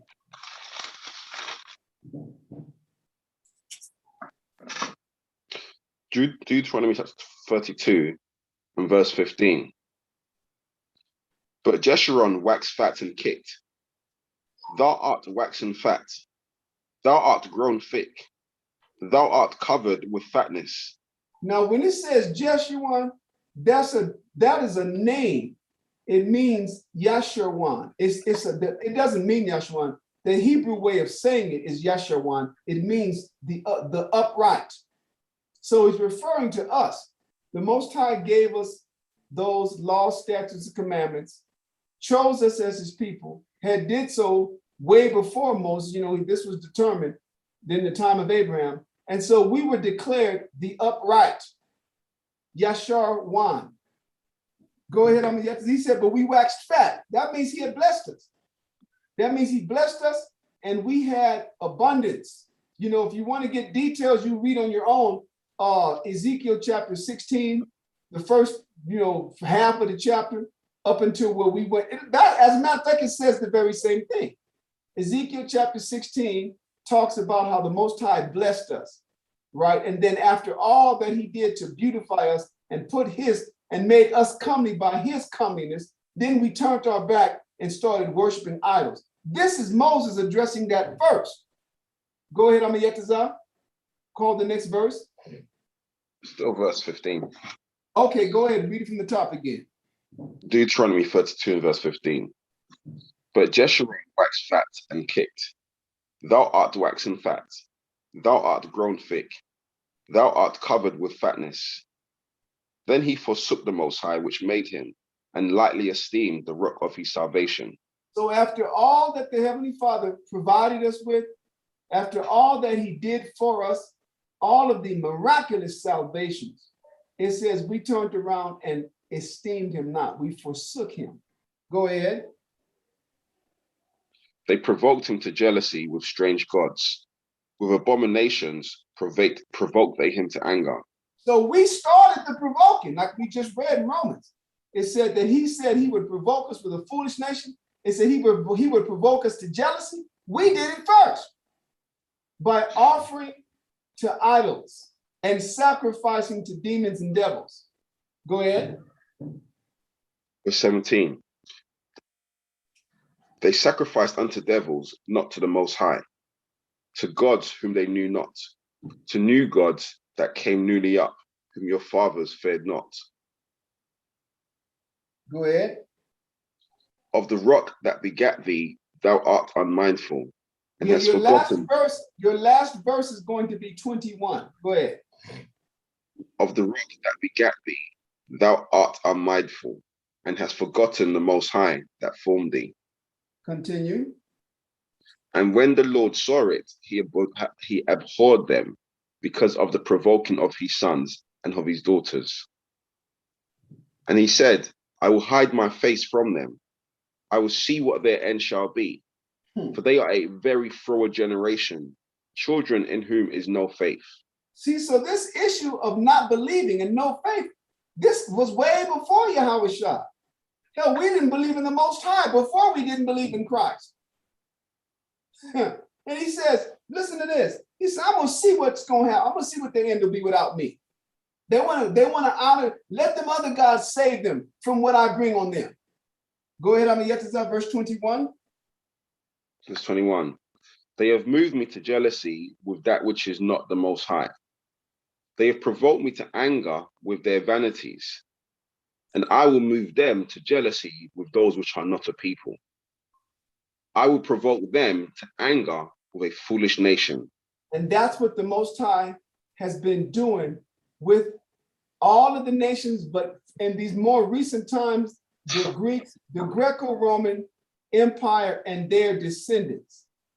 They're the ones who have everything. It is a, quote, European world. This is the term that they give that land now. The globe is under the envelope now of the European civilization. And every place where we are and they have everything. And us, like Whitney Houston, we have nothing, nothing, nothing. Unless what? Unless he give us a couple of crumbs. That's the reality of it. People be all into LeBron James and all these millionaires. They can make you and break you just like that. They could cancel your endorsements. They could release one of your entrapment films. Huh? You know what I'm saying? They all got dirt. Listen, now, you don't get to be a billionaire. Hell, you don't even get to be a thousandaire around Esau if he ain't got dirt on you. That's how he controls you. This is what he does to his own. Who the hell are we that we should be above that level of entrapment? So the Most High said, I'm gonna make you made me jealous with these idols. You provoked me to anger with your idolatry. I'm gonna make you jealous with people that are not a nation. I'm gonna provoke you to anger with a foolish nation. And here we are. Got somebody trying to tell you that you got a cold, that you a sickness that you don't have. Trying to make you take a vaccine for a sickness that doesn't exist. Kill you, what is it called? Genetically modify you. Claim you as his own intellectual creation. That's what he's doing. Now, let's go back to Romans. Let's read that one more time. Romans 11 and 11.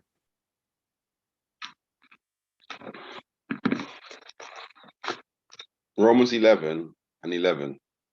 I say then, have they stumbled that they should fall? The Most High forbid, but rather through their salvation is come unto the Read it again, through their fall. Sorry, but rather through their fall, salvation is come unto the Gentiles, for to provoke them to jealousy. So first of all, whatever it was the Gentiles got, the Most High is using them to make us jealous. First and foremost, that's the easiest thing. Just like if you got a woman and she starts acting wild, and Most High send you another woman, and you go ahead and distance yourself from her for a while, you ain't gave her no bill of divorce, but you teaching her a lesson. That's what the Most High does.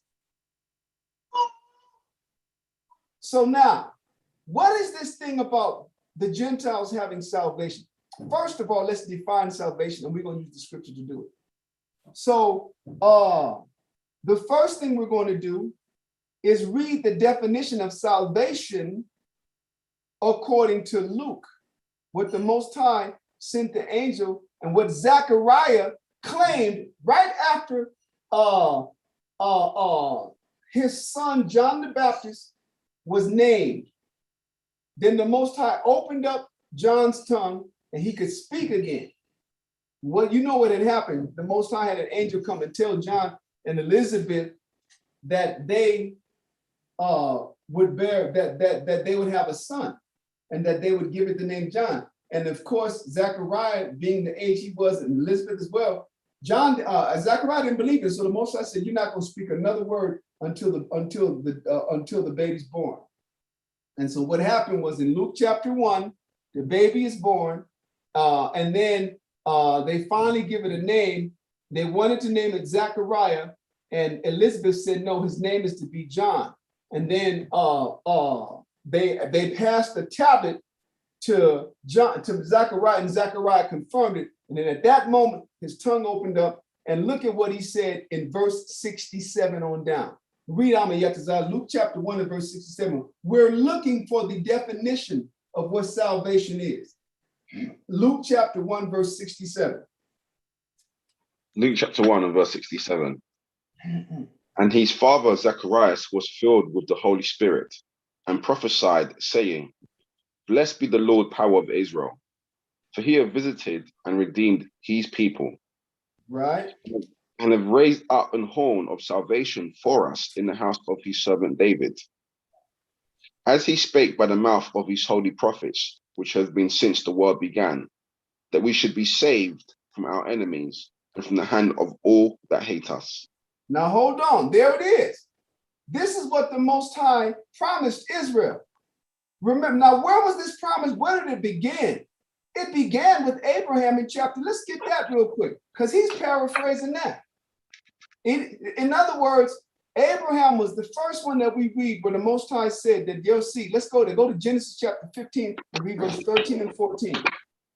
Genesis chapter 15, verse 13 and 14.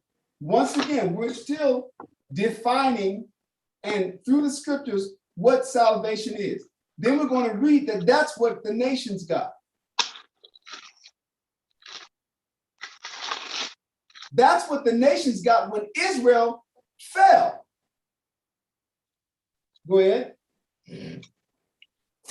Genesis chapter 15 and verse 14. So 13 and 14. Thank you. Genesis chapter 15 and verse 13. And he said unto Abram, "Know of a surety that thy seed shall be a stranger in the land that is not theirs, and shall serve them, and they shall afflict them 400 years. And also that nation whom they shall serve will I judge, and afterward shall they come out with great substance." Now that is the first time the Most High spoke of salvation, and the word ain't used. It just said what? The word salvation is not used, but it described the dynamic that salvation is. It said that we would be what? Strangers in the land that's not ours. We would serve them, and that we would be afflicted by them 400 years. Afterward, the Most High would judge that nation, and we would come out with great abundance. That is salvation, and that's why he said to our fathers, right, and the prophets. Now go back on the Yetizah to Luke chapter 1 and read verse 70 again. Start off at verse 70. Luke chapter 1 and verse 70. As he spake by the mouth of his holy prophets, which have been since the world began, that we should be saved from our enemies and from the hand of all that hate us. Continue. To perform the mercy promised to our fathers, and to remember his holy covenant. Now what covenant? The covenant is in the very same chapter where we just got to reading. If he'd have kept on reading down at verse 18, now hold on, finish reading it out. Read verse 72 and 73. Verse 72. To perform the mercy promised to our fathers, and to remember his holy covenant, the oath which he sware to our father Abraham, that he would grant unto us, that we, being delivered out of the hand of our enemies, might serve him without fear. Now go back to Genesis chapter 15, and this time read verse 18.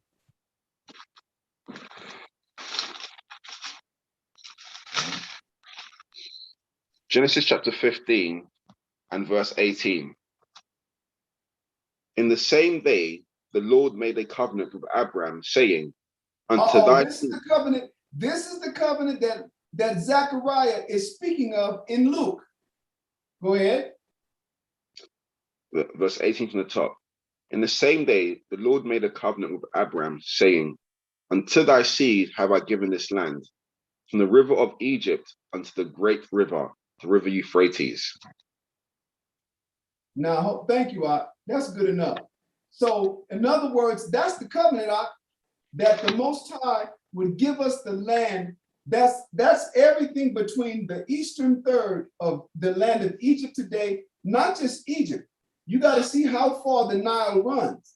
The Nile runs all the way down into Sudan, all the way down into Ethiopia. Everything to the east of that, which includes the Arabian Peninsula, all the way up into the western third of Iraq, is ours. And none of our fathers ever went and recovered our full borders. The highest, the farthest we got was in the time of David, who had the Edomites, the Ammonites, the Moabites under subjection. But he didn't go all the way up into Babylon. He didn't go all the way up into the northern portions of Syria. We got all of that, including Turkey. It says the land of the Hittites when you read. And the Hittites, the old Hittite kingdom is Turkey today. That whole region is ours. And none of our fathers recovered it. None of our fathers' kingdoms made it to those bounds, right?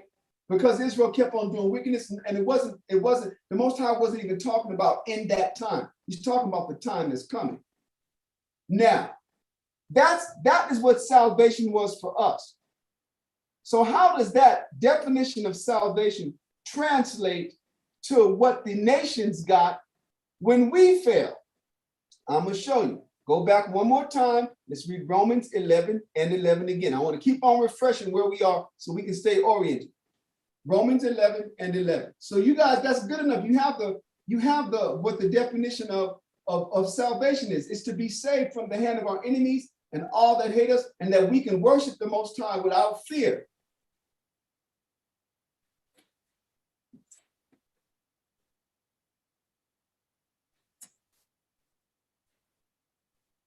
Go ahead and read that on the Yetzirah. Romans 11 and 11. Romans 11 and verse 11. I say then, have they stumbled that they should fall? The Most High forbid. But rather, through their fall, salvation is come unto the Gentiles, for to provoke them to jealousy. I'm going to reiterate, whatever it was they got, it was only to make us jealous. But now let's examine this. What did they get? Let me say this. Now that we know, for the most part, salvation, what did the nations get when we fell? They got just what the Most High was promising us. They got the deliverance from foreign rule or oppression.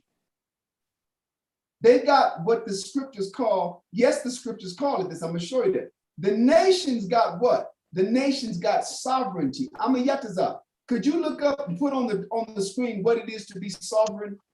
Now, I don't even know if this was going to be in the Noah dictionary, but sovereignty is in a scripture. We're going to go there next. Salvation, what came to the Gentiles was they were delivered. They were freed from foreign rule. That foreign rule was us and oppression. And the scriptures tell you that we tormented the nations when we had to rule, y'all. Not in evil, but we did it.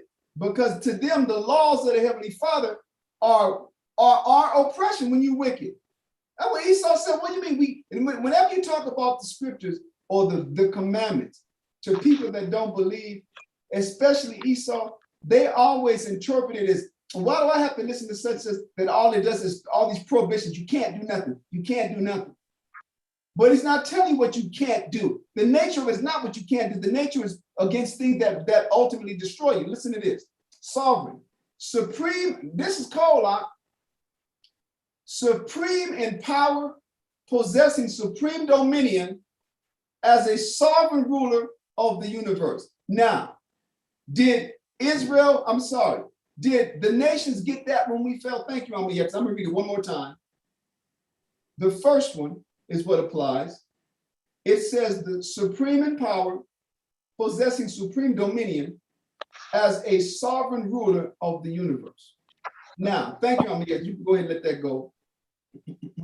Now, once again, what did the nations get when we fell? They got deliverance from us. They got deliverance from foreign rule.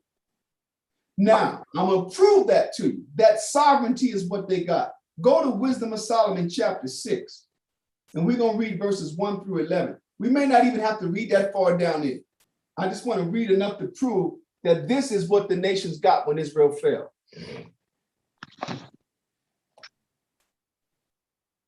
Wisdom of Solomon, chapter 6, starting off at verse 1.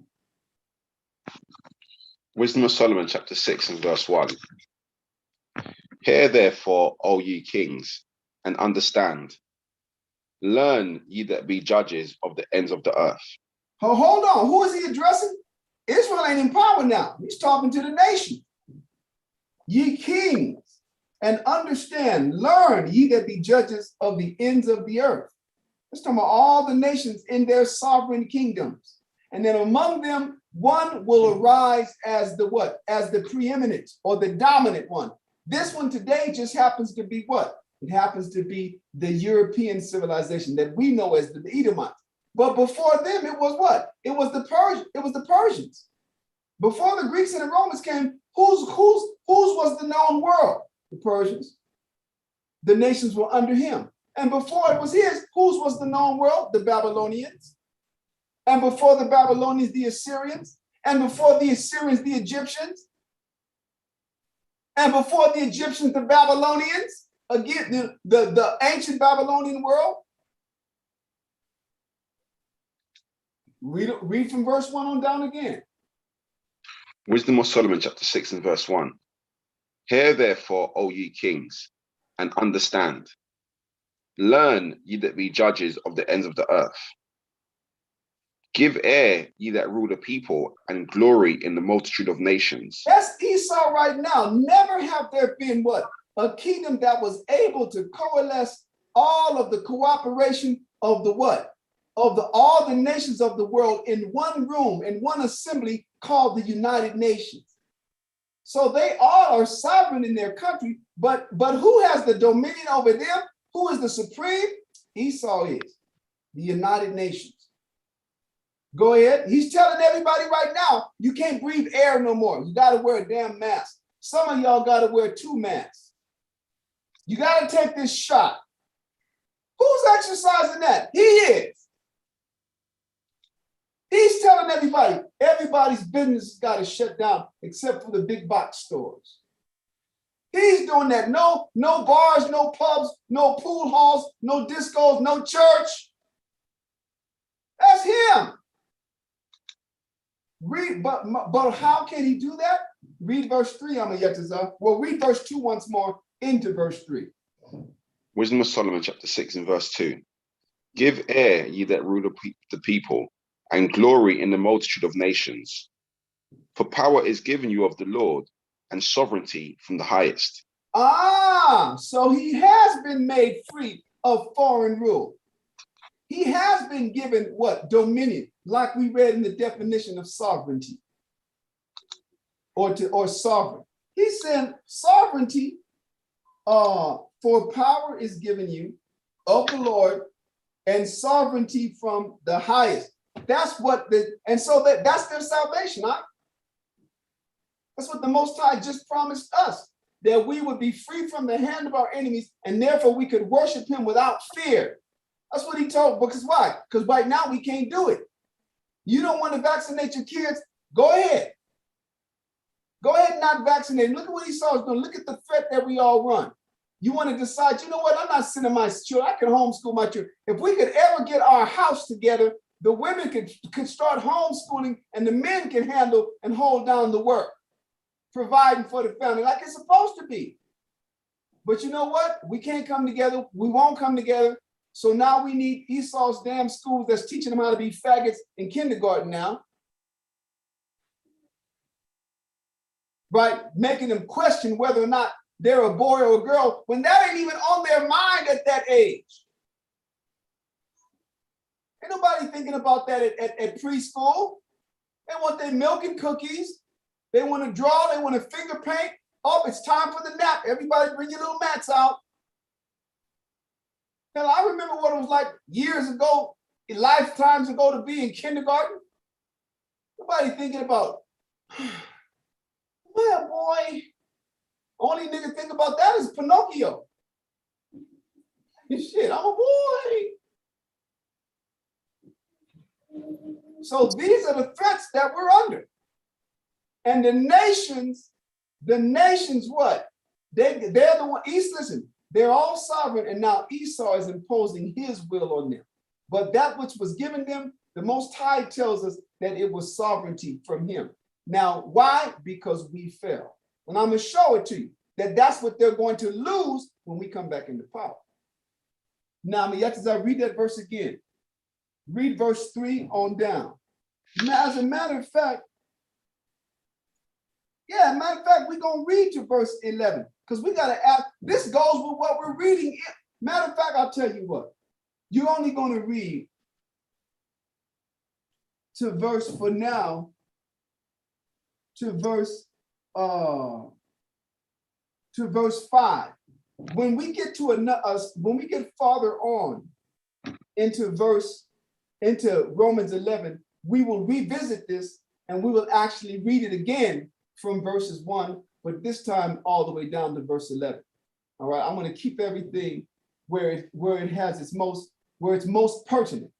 So, and where it's most relevant is what I want to say. So go ahead, Amayetazar, verse 3 to 5. Wisdom of Solomon, chapter 6 and verse 3. For power is given you of the Lord, and sovereignty from the highest. He shall try your works and search out your counsels. So that's what's taking place now. When he says try their works, he's giving them what he gave us. Time to manifest of what sort we are. Time to manifest and demonstrate what the counsels of our heart were. What path would we take? Would we take the path of righteousness and set and establish our kingdom and all that pertained to it in the laws of the Most High, or would we seek to our own counsel? We sought to our own counsel, which turned out to be the counsel of the gods of the other nations. So the Most High judged us, and he judged us harshly. Go ahead, Amayetazar, verse 4. Verse 4. Because being ministers of his kingdom, ye have not judged aright, nor kept the law, nor walked after the counsel of the Most High. So they're under the same yoke, huh? How the hell did we, Amayetazar, how did we get the laws from Esau, who conquered our forefathers, enslaved our forefathers, taught us religion in every language that there is, and him not have known that the laws was in this book that he had weaponized against us?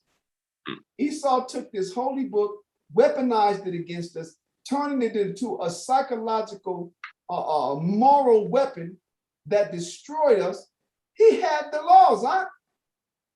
Hell, ain't no black people writing up the concordance, that Strong's Concordance, that Zondervan Pictorial Bible Dictionary, the who's who in the Bible and all the other books that we have. Who produced those?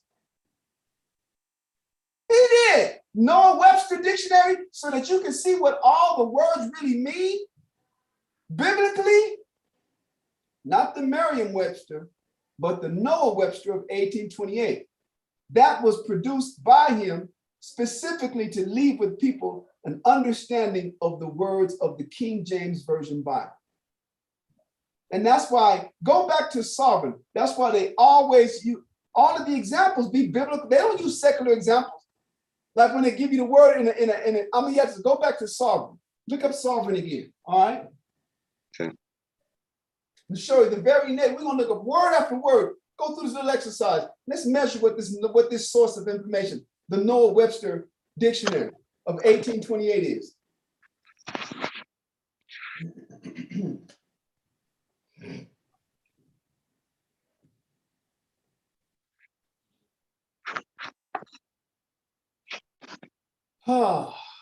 Check it out. Number 2 says supreme, superior to all others, chief. God, and then what example? God is the sovereign good of all who love and obey him. See that? Every time they use an example, for the most part, it's going to be biblical because the source was created to help people understand the words of the Bible, the words of the King James Version Bible. Pick another word. Let's pick law. Let's see what law, since we just read that word. What does it say? What does it say with the law? Law. Yeah, LAW, just simply law. I'm not so much right now examining the definitions. I just want to see the examples that are used in these random words that can be found in the Bible, just to show you the nature of this as a source of information, as a reference book. So I'm trying to show how could they know all of this, use biblical examples, and not have had the law. Law. Let me see. A rule, particularly an established or permanent rule prescribed by the supreme power of a state to its subjects for regulating their actions, particularly their social actions. Laws are imperative or mandatory, commanding what shall be done, prohibitory, restraining from what is to be forborne, or permissive, declaring what may be done without incurring a penalty, right? This is number 1. And then let me see this side. Then what's the example right afterward? The laws which enjoin the duties of piety and morality are prescribed by God and found in the scriptures. See that? Everything is that's what it revolves on. I mean, you see that? Yeah. So thank you, how can Esau have given this to us in every language, right? If the Dutch conquered us, this is what the Dutch gave us. If the British conquered us, this is what the British gave us in English. The Portuguese conquered us, the Spanish conquered us. I have a Bible, and I have an English Bible, I had a Spanish Bible, I had a Portuguese Bible, I had a French Bible. Right, I had a Dutch Bible.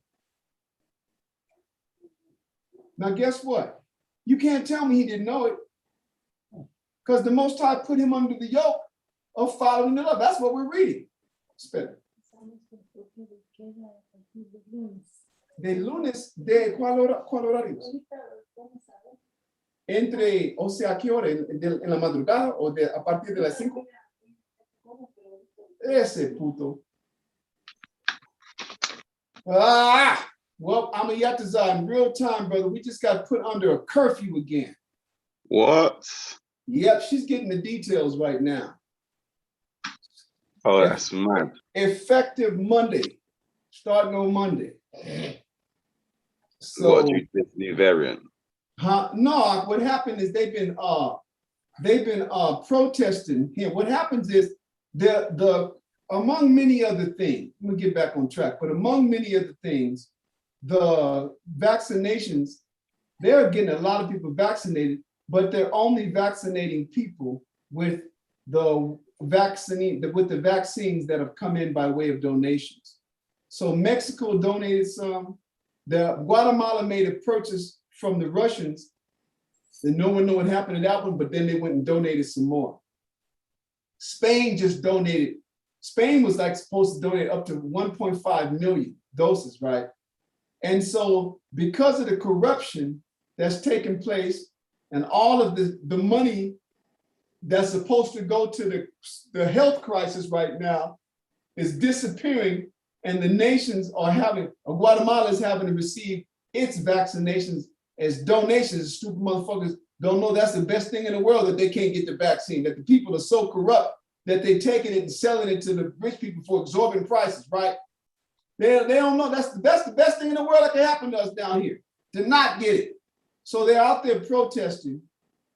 And I'm gonna send you a list. I copied it a while back. But you got to see this long list of all of the ports, all of the airports, all of the dockings. The people are blocking up and causing business to back up. So in order to stop the protest, they didn't declare, oh, the Delta variant just surged in Guatemala, and so now he's going to have a curfew. He just announced it, and she's getting the details to see what are the hours going to be. But that's what's taking place. Y'all excuse me for the break-in. I just, I'll be wanting her to let me know what's taking place in real time. Watching the president of the country is addressing the nation right now. So, okay, so we're going over this issue with what? Salvation coming to the Gentiles to make us jealous. So it's talking about they were what? They were freed first and foremost from our dominion. And then we were sold to them. You understand? Our sovereignty, our freedom from foreign rule and oppression was stripped of us. And that's why among the many curses, the conditions called curses in Deuteronomy, it is mentioned, and thou shalt be oppressed always. In Deuteronomy, a couple of the verses, right? So, Yetazar, read that one more time. Wisdom of Solomon, chapter 6, verse 3 through 5, and we'll move on to the next verse. Wisdom of Solomon, chapter 6 and verse 3. For power is given you of the Lord, and sovereignty from the highest, who shall try your works and search out your counsels. Because being ministers of his kingdom, ye have not judged aright, nor kept the law, nor walked after the counsel of the Most High. Horribly and speedily shall he come upon you, for a sharp judgment shall be to them that be in high places. So we already suffered that, y'all. Now, let's read one more thing. Where did all of this start? When I say this start, meaning to prove that Esau was under our subjection, we got to go to Genesis chapter 27, when the Most High had Isaac, his father, the twins' father, blessed them. We already know that that Jacob, with the assistance and planning actually of his mother, usurped a blessing that was intended to go to Esau. So there was not much left. So we're going to read the blessing that Esau got. Go and read Genesis chapter 27. Let me see. I think you're going to start off at verse 38, but let me get there. I want to actually start off a little early. I want at least to hear Esau crying like a little bitch behind getting his stuff stolen. Hold up. Genesis chapter 27, that's 26, and verse, hold up. Yes, do this, I want you to start off at, you're going to read verses 30 to 40. Genesis chapter 27, verses 30 to 40. Genesis chapter 27 and verse 30. And it came to pass, as soon as Isaac had made an end of blessing Jacob, and Jacob was yet scarce gone out from the presence of Isaac his father, that Esau his brother came in from his hunting.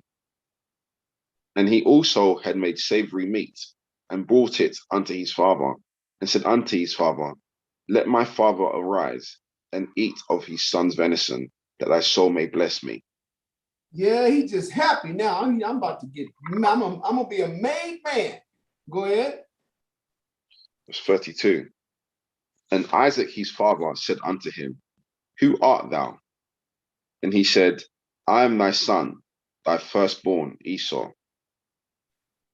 And Isaac trembled very exceedingly, and said, Who? Where is he that have taken venison, and brought it me, and I have eaten of all before thou camest, and have blessed him? Yea, and he shall be blessed. Yeah, I'm full, man.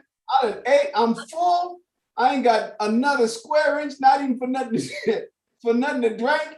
And when And when I was, because the scripture say he did eat and he did drink, right?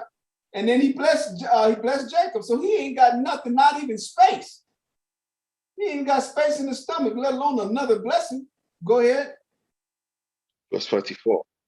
And when Esau heard the words of his father, he cried with a great and exceeding bitter cry, and said unto his father, bless me, even me also, O my father. Yeah, Abba, Yah, right? Barak Yah, Abba Yah, bless me, right? Bless me, Lord. Bless me, Father. Go ahead. Verse 35.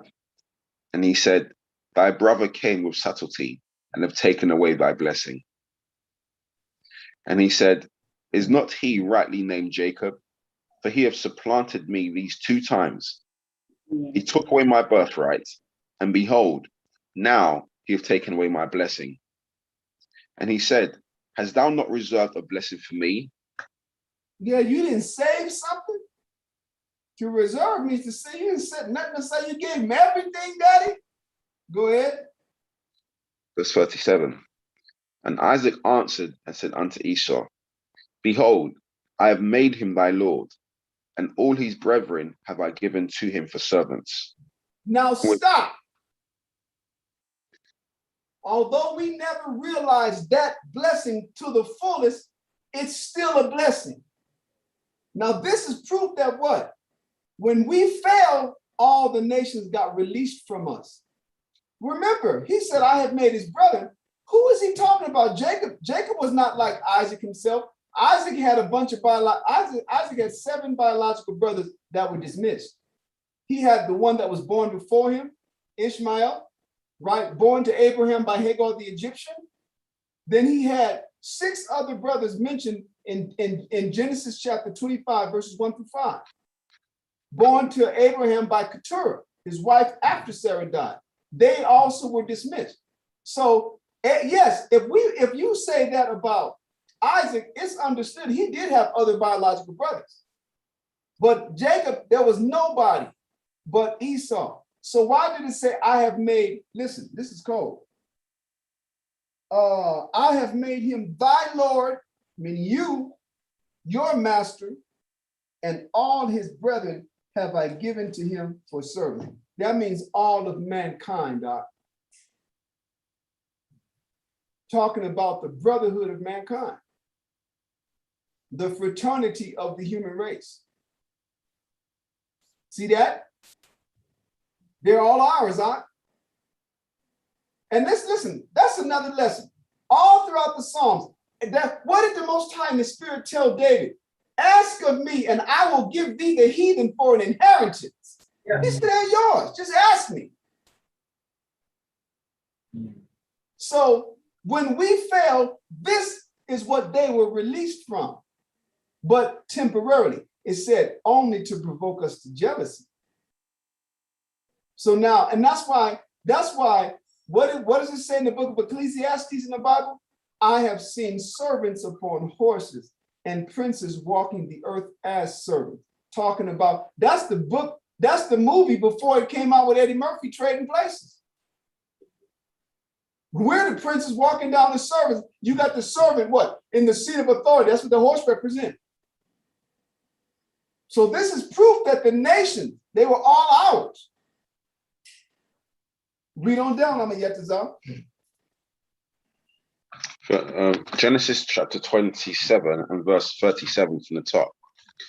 And Isaac answered and said unto Esau, behold, I have made him thy lord, and all his brethren have I given to him for servants. You have to remember that. Jacob and Esau didn't have no other brothers. He's talking about the humankind, like the fraternity of humankind. Go ahead.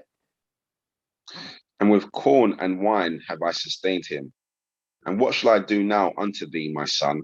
Yeah, he said, when it says corn and wine, that literally is talking about the abundance of the earth in material wealth.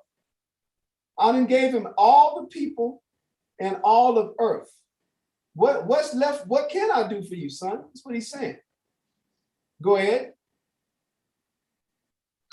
And with corn and wine have I sustained him. And what shall I do now unto thee, my son? And Esau said unto his father, hast thou but one blessing, my father? Bless me, even me also, O my father. And Esau lifted up his voice and wept. Yeah, he started crying, man. Big old grown ass man. Go ahead. Verse 39. And Isaac his father answered and said unto him, Behold, thy dwelling shall be the fatness of the earth. So he gonna throw him a crumb. You're gonna eventually get the earth. Go ahead. And Isaac his father answered and said unto him, Behold, thy dwelling shall be the fatness of the earth, and of the dew of heaven from above. And by thy sword shalt thou live, and shall serve thy brother. You're gonna live by war, and you're still gonna serve your brother. But listen to this. And it shall come to pass, when thou shalt have the dominion, that thou shalt break his yoke from off thy neck. So you know what? He said eventually, once you get in control, you're gonna break your brother's yoke off your neck. Now, when did that happen?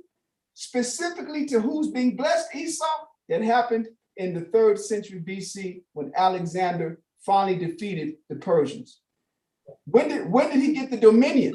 The whole dynamic that went into building the first great Edomite civilization and unifying all of them that were scattered in different Greek states. And so what got left off by Alexander's father, Philip II, Alexander III, son of Philip II, came and finished it up. And once those Greek families were unified, then he went on to start taking over and taking down the known world, all dark nations, that culminated in the master of them all, Darius at the time, Darius the Persian. All right, that's what happened. And when you watch that movie 300, that dude is in Daniel chapter 11. The Most High tell you there would be one of the third Persian king would come and stir up all against the realm of Greece. Like when they showed him coming in and attacking all of the different Greek city-states, that's real. Xerxes did that. Now all that freaky shit, the earrings and ladies all around them with three titties and all these contorted stuff, that's Esau in Hollywood, man. Orgies. I ain't gonna doubt that they had orgies, but I'm just saying, all these little, basically like a Star Wars bar. Y'all ever seen the Star Wars movie where they in like a nightclub and all these different creatures from all parts of the galaxy? All of them shits was under Darius's or Xerxes' tent in the movie, right? And that little monster, Spartan, that wanted some power, he fit right in. Shit. So, but that was real. And so the Most High, when did Esau take the dominion? He took the dominion in a series of battles between 333 and 331 BC. When he finally destroyed the Persian armies in Gaugamela in 331, what happened? He had taken the dominion. Then guess what happened? He proceeded down to Egypt, and then from Egypt came up to Jerusalem and took it as well. That was when he started. That was when he started. Now, the other nations, they were given sovereignty before him over us. For instance, the Assyrians in the 7th century took the northern kingdom. When they tried to go and take the southern kingdom, the Most High destroyed their armies and their tents. They went too far. Sennacherib was not sanctioned by the Most High to come and destroy Jerusalem. Another 140-something years later, the Most High tolerated Israel. Then he had the Babylonians come and do away with us. But by that time, we weren't going to be, in other words, the age of the Gentiles had come in. So when we got taken down by the Assyrians and then the Babylonians, that was the chain of sovereignty that was given to the nations that would culminate into today. And what have they had? Everything that we haven't. What? The fatness and the dew of earth, the corn and wine. In other words, all the material wealth, y'all. And all of what? His brothers, because if they were our brothers, then they're Esau's brother, Esau being our brother, meaning all of mankind have become a servant to him, but by war. How did he break the Chinese? By this series of opium wars waged against them by the British. How did he break the Japanese? Shit, atomic bombs, baby. And then little by little, he's been breaking other nations with either capitalism or socialism or communism or fascism. but all through war. He's the one now. And that's what happened. That's the sovereignty that the Lord is speaking of. Now, Amayatazar, read verse 40 once more, and then we're going to go back to Romans chapter 11. Genesis chapter 27, verse 14. And by thy sword shall thou live, and shall serve thy brother.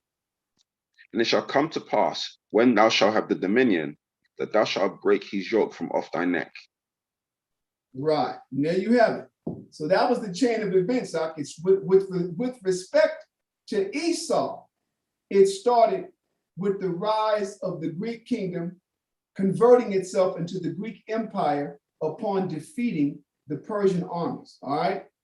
Now, let's read that again. I'm going to get a little bit more. Read Romans 11 and 11 again. Romans 11, verse 11. I say then, have they stumbled that they should fall? The Most High forbid, but rather through their fall, salvation is come unto the Gentiles, for to provoke them to jealousy. Yeah. So it says through our fall, the nations, now that we know what salvation is, the nations became free from our rule, free from being subject to us. Now, while we had them, let's do this. Read Amayatazar, Revelations chapter 11. Go to Revelations chapter 11. I kind of want to show or demonstrate to what degree our fall profited the nations, right? So in Revelation chapter 11, in verse 8 through 10, this is talking about Israel having been conquered and enslaved between the events of, matter of fact, I said verse 8. So let's go ahead and start off at verse 7, because I want to show you when did this fall of ours. We're going to go back and actually read it bit for bit, but I'm going to show you just this is it. This is it. Let's put it like this in a concise prophecy, right? Verse 7, I'm going to get this up. Revelation 11. Revelation chapter 11, and verse 7. And when they shall have finished their testimony, the beast that ascendeth out of the bottomless pit shall make war against them, and shall overcome them and kill them. Now stop. This is talking about what history refers to as the Renaissance. The beast is in reference to Revelation chapter 13, that beast. The fourth beast, the third and the fourth beast of Daniel chapter 7. It says that they would arise from the bottomless pit. It's talking about the empire or the civilization that would arise out of Europe. And it said they would conquer them. Listen to what it said. And shall overcome them and kill them. So where were we? We were the Moors and all of those dark nations that ruled in Europe. We got thrown down there and sold into slavery, expelled out of Europe and sold into various places into slavery. They don't teach you that. That's what happened to them. Then they went as far as to what? Right in that same year that the final redoubt military stronghold of the Moors in Spain was thrown down. That was 1492, y'all. Once that was done, after the marriage between and the unification of the various kingdoms of Spain under the House of Aragon, which was Ferdinand, and the House of Castile, which was Isabel, those two ruled all of Spain. And later on that year, in the summer, they commissioned, closer to the fall, they commissioned and financed Christopher Columbus to leave. And he would come and arrive in what was called Santo Domingo, right? The Dominican Republic in Haiti. And that's where the hell would break out, because then what? then the others would follow. So that's what it's talking about, meaning it's not talking about an event. It's talking about a period that began with 1492. The birth of the place called Egypt, spiritual Egypt, would take place in 1607, Jamestown. Then the first of the prisoners of war of the kingdom of Judah would arrive to that very place in 1619, be unified with the Israelites that were already there, being conquered by the French and the Spanish and the English since the 1500s, since Hernan de Soto came down and began to conquer La Florida. Judah and Israel, those two kingdoms, were reunited in South and Central America before North America. The first captives of the kingdom of Judah were brought to the Spanish colonies in 1518. That was when the first license by the Catholic Church, a papal bull, was extended and granted the license to sell African slaves, as they call them in history, into the Spanish kingdoms. Yes, brother. The first slaves to come out of the kingdom of Judah was through Portugal. The Portuguese. Listen to what I'm saying. I said the first slaves to be sold out of the kingdom out of Africa into the Spanish colonies. And it was 1518. The Portuguese was doing that. They were coming down between Angola and the Cape Verde. Cape Verde was a holding spot before they would cross the Atlantic. Right, yeah. You understand? But Angola is where the Portuguese was selling us to farther east into Indonesia. I'm sorry, Mozambique, southeastern Africa, Angola, southwestern Africa, straight across to Brazil. But they wouldn't start bringing us over until after the Spanish. They were taking the Portuguese in 1440 was taking us up into Portugal to serve slavery there. And they were selling the Moors out into the Americas. So that's what that happened. That's what I'm saying. The Portuguese were involved in bringing us out, but they weren't shipping us to America yet, to the Americas. They were taking us up into Portugal. Into Brazil. Exactly. But they wouldn't send us into Brazil until after the Spanish got the license. First, they had to have a treaty, the Treaty of Torquemada, to establish what portions will be given to Brazil, to the Portuguese, and what portion will be given to the Spanish, and what portion of South America will be given to the French. There was a treaty and a line of Torquemada. You can read about all this in history. The point is, that's what this is talking about. It's talking about that European civilization, Esau's descendants taking us down. But I'm going to show, I wanted to show you what was the nature of our rule. Go ahead, I'm going to get to verse 8 now.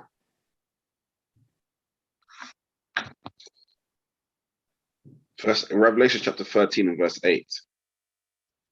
And all that dwell upon the earth shall worship him. No. Revelation chapter 11 and verse 8. Oh, sorry. Revelation chapter 11 and verse 8. And their dead bodies shall lie in the street of the great city, which spiritually is called Sodom and Egypt, where also our Lord was crucified. So this is talking specifically now, out of all of those millions sold and conquered, this is talking about those that would arrive in the place that was destined to become America. Go ahead. Verse 9.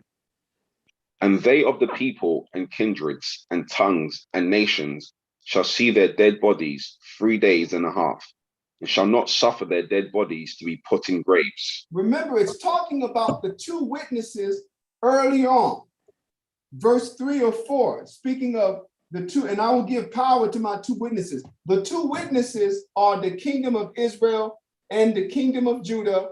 And that it tells you that in Isaiah chapter 43, verses 1 through 12, that we are the Most High's witnesses. And then we were split after the reign of Solomon. We were split into two kingdoms. where when you read Ezekiel chapter 37, the Most High promises to unify us and that we will no longer be two kingdoms or two nations anymore. But as of yet, we're still recognized as the two kingdoms or the two witnesses.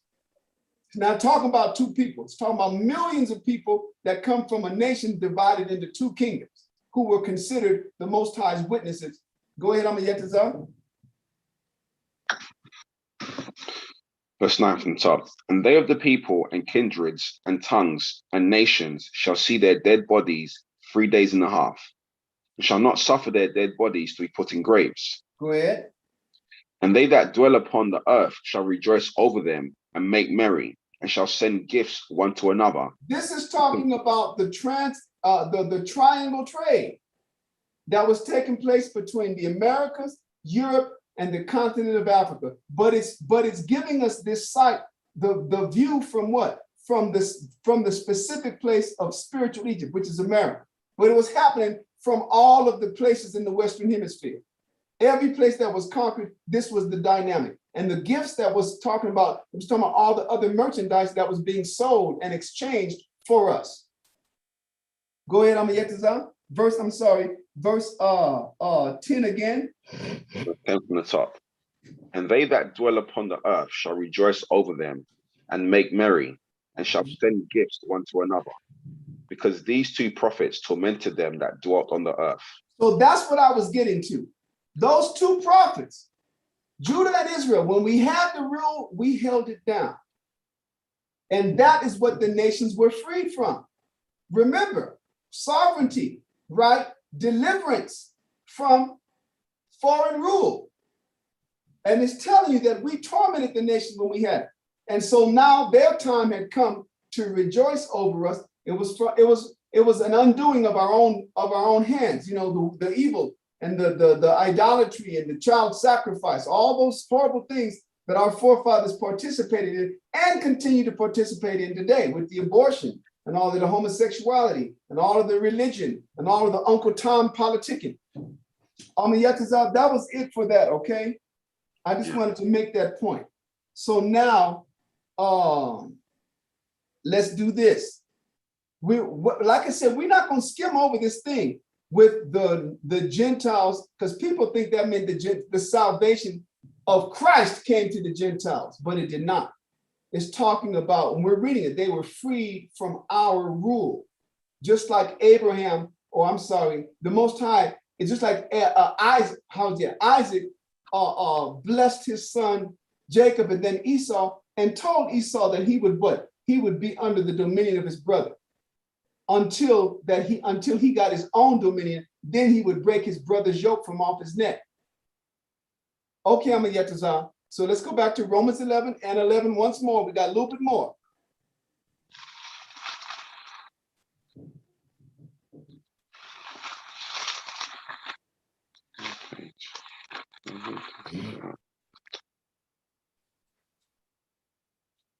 Romans 11 and verse 11.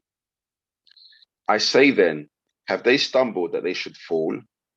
The Most High forbid, but rather through their fall, salvation is come unto the Gentiles, for to provoke them to jealousy. So now that we know that Esau was among those nations, let's go and read the succession. We know about the succession. You already know that it began with Assyria, right? 2 Kings chapter 17. Eventually we'll get to that. We're gonna go and examine all of that once we start reading in Romans about the olive branches broken off and which ones grafted in. Like I said, everything that we read, we're going to read the verses that are most relevant, right? The precepts that are most relevant to whatever verse that we're reading in Romans at any given time. So right now, I want to stick with these nations having salvation, which is sovereignty, right? And the Most High said in Wisdom of Solomon that they're ministers of his kingdom, meaning they're servants, they're stewards, holding on and in charge of what is his until he returns. Okay, so let's go from there, Amayetazar, to Daniel chapter 2. Daniel chapter 2, verses 36 through 40. Now, Daniel chapter 2 is the very first time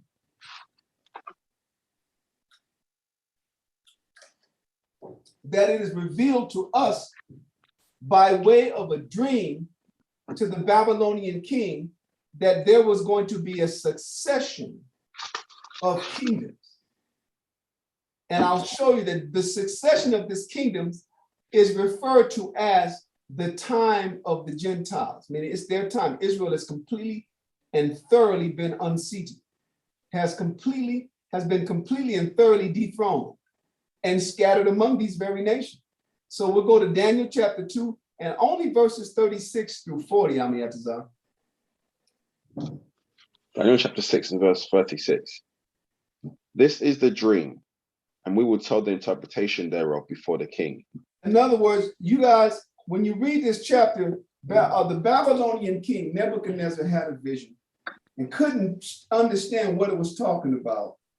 So he had all of his servants come and they couldn't. It finally got to the point where a decree went out to kill all the wise men of Babylon because they couldn't. The king had a dream and he forgot the dream. He wanted these magicians to tell him the dream and then to interpret the dream that he had forgotten. Daniel was, through the power of the Most High, able to do that. So Daniel is breaking down the dream and the interpretation. So go ahead, Amiyah, read that verse. I think in verse 36, basically he says, this is the dream. And now he's getting ready to tell the interpretation of the dream. That's why we're just starting with verse 36. Go ahead, Ak. Verse 36 on the top. This is the dream, and we will tell the interpretation thereof before the king. Right. Thou, O king, art a king of kings. For the power of heaven have given thee a kingdom, power, and strength, and glory. And wheresoever the children of men dwell, the beasts of the field and the fowls of the heaven hath he given into thine hand, and have made thee ruler over them all. Thou art this head of gold.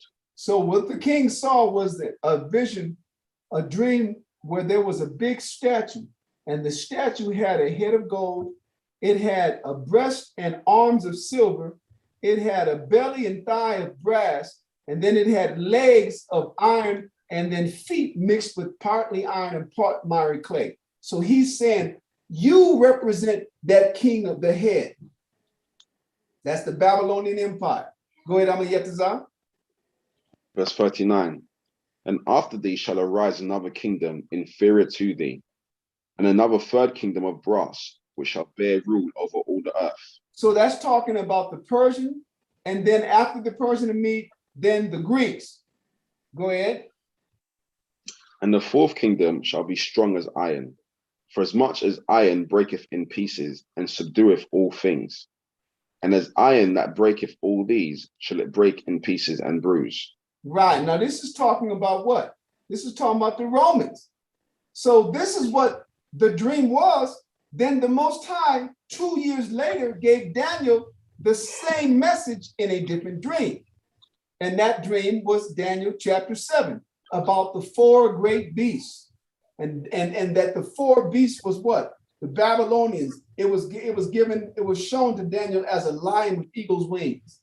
Then the Persians were, and the Mede Empire was demonstrated to him as a bear that had one side higher than the other, the higher side representing the Persians.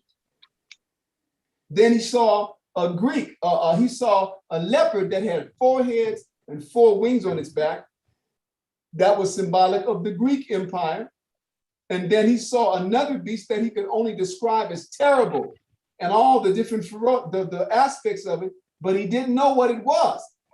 But then we found out in Ezra chapter 11 and chapter 12 that that fourth beast was an eagle. This is the succession. These are the, quote, Gentiles that Christ, or that was spoken of. Those are the ones in all the other kingdoms that never had the preeminence. This has been from the time of the Babylonians up until now, the age or the time of the Gentiles. And they were given this to make us jealous because we disobeyed and we abode, right, in disbelief, in unbelief of the Most High first, and then unbelief or disbelief of Christ second. Okay, Amiyatazar, continue to read. What verse was that, the last verse that you read? That was verse 39. Okay, let's go do 40. Verse 40. And the fourth kingdom shall be strong as iron, For as much as iron breaketh in pieces, and subdueth all things, and as iron that breaketh all these, shall it break in pieces and bruise. Right. Go And ahead. whereas thou sawest the feet and toes, part of potter's clay and part of iron, the kingdom shall be divided. But there shall be in it of the strength of the iron, for as much as thou sawest the iron mixed with miry clay. Right. So hold on now, let me see. And that's it. That's it. That's it.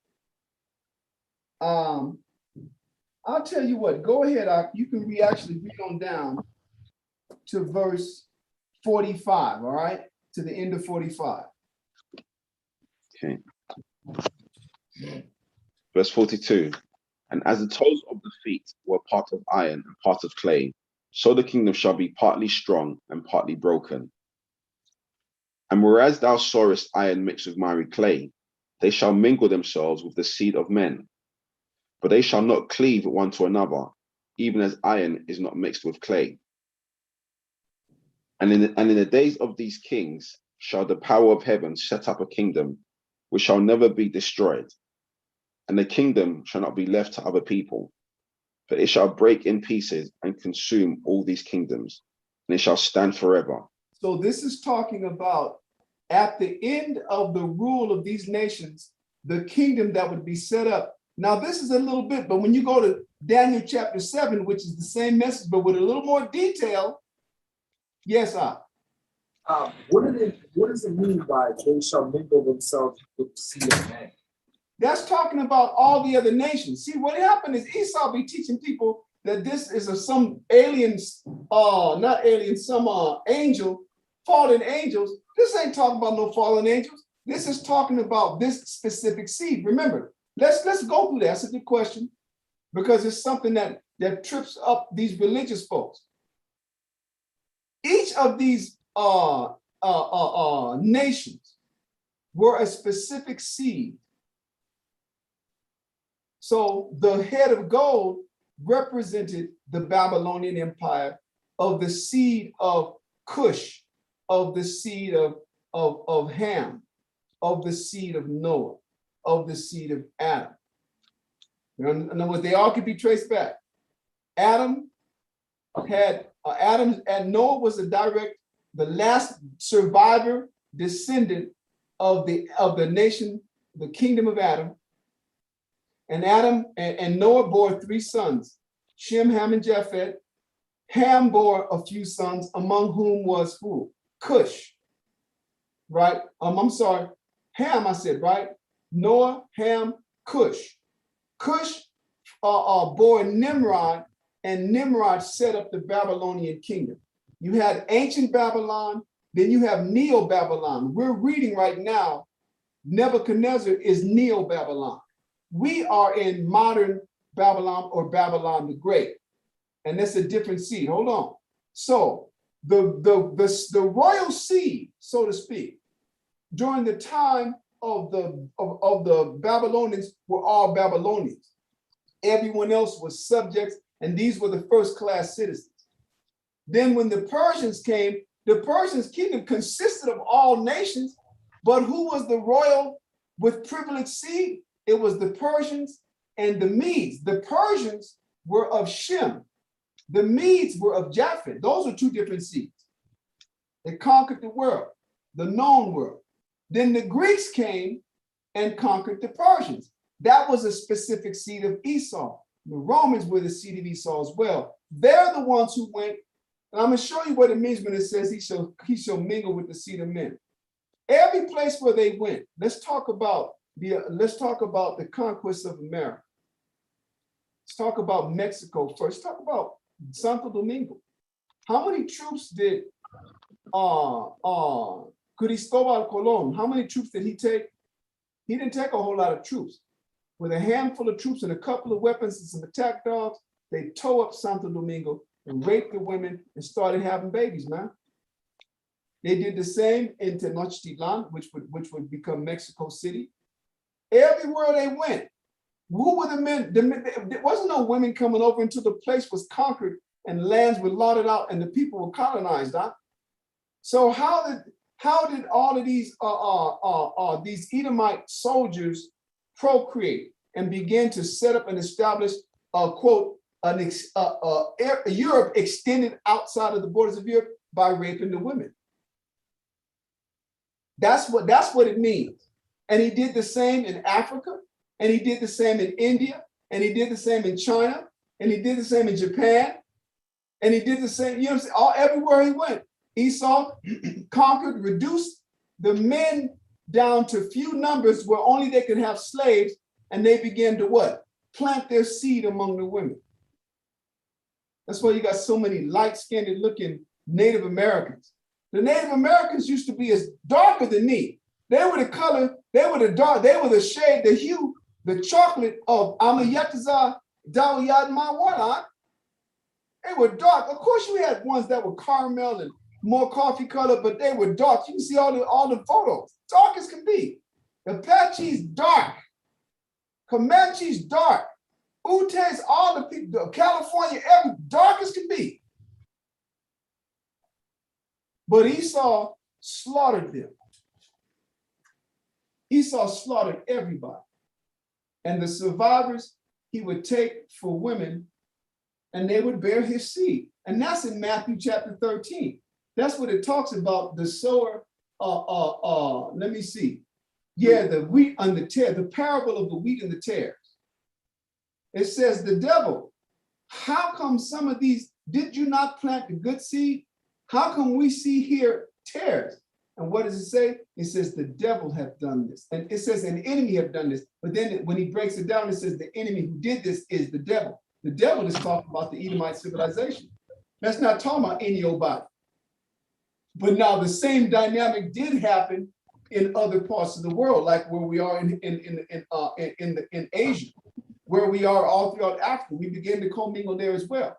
But this is talking about the succession of kingdoms and what did you think the Greeks did when they went and you know, it was an army of men.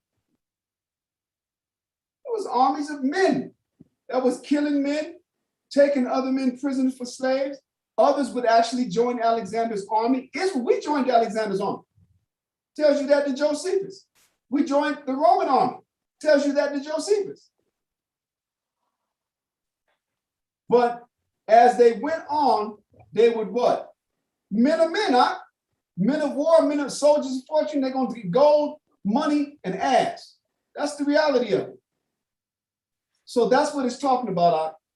This is how Esau expanded. Then, once these places were held down, then they began to bring over what? The aristocracy of Europe to claim holdings. There began to be a rift between the foreign-born Europeans and the newly arrived. There's a whole lot of history. This is where you get the term Creole from. Creole don't mean light-skinned nigga. Criollo is how you say it in Spanish. Creole is a foreign-born European.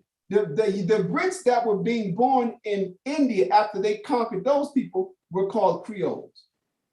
They were distinguished from being British-born as opposed to being foreign-born. The South Africans, talking about the Dutch and the British that were born there, they're Creole.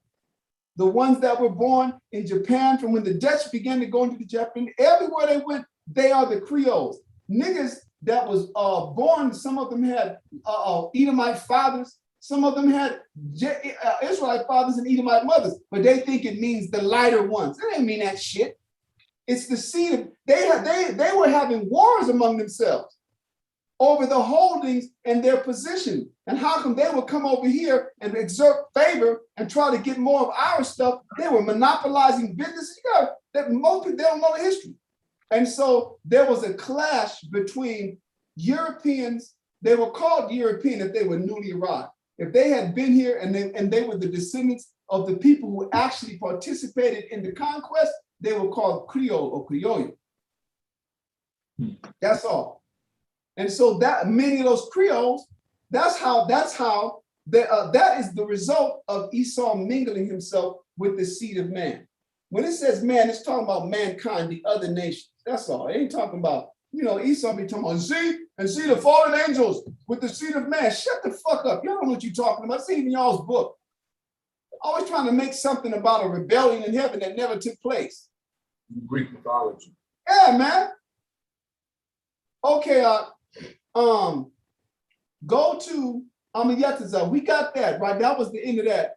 Did you read all the way down to verse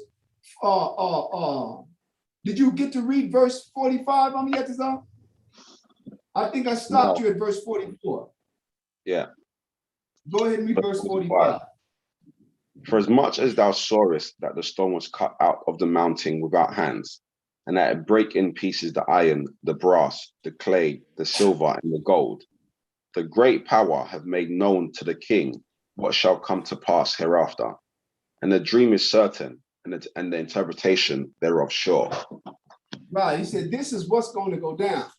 Okay, now what are we reading now? Don't forget, all of this is simply an extension of what it means when it says salvation is coming to the Gentiles. It didn't say the salvation of Christ.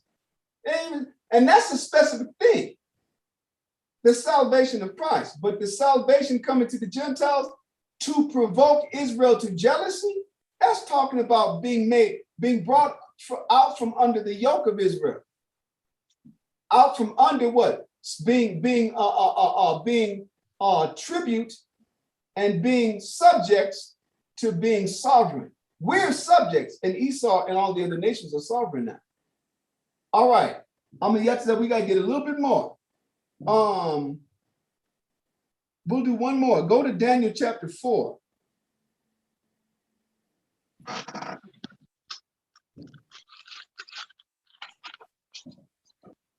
Let me see this. Daniel chapter 4, verses 17 through 22. Once again, as this Nebuchadnezzar, I think this is Belshazzar. Let me get there and check it out. Daniel, I'm in chapter 3. Daniel chapter 4.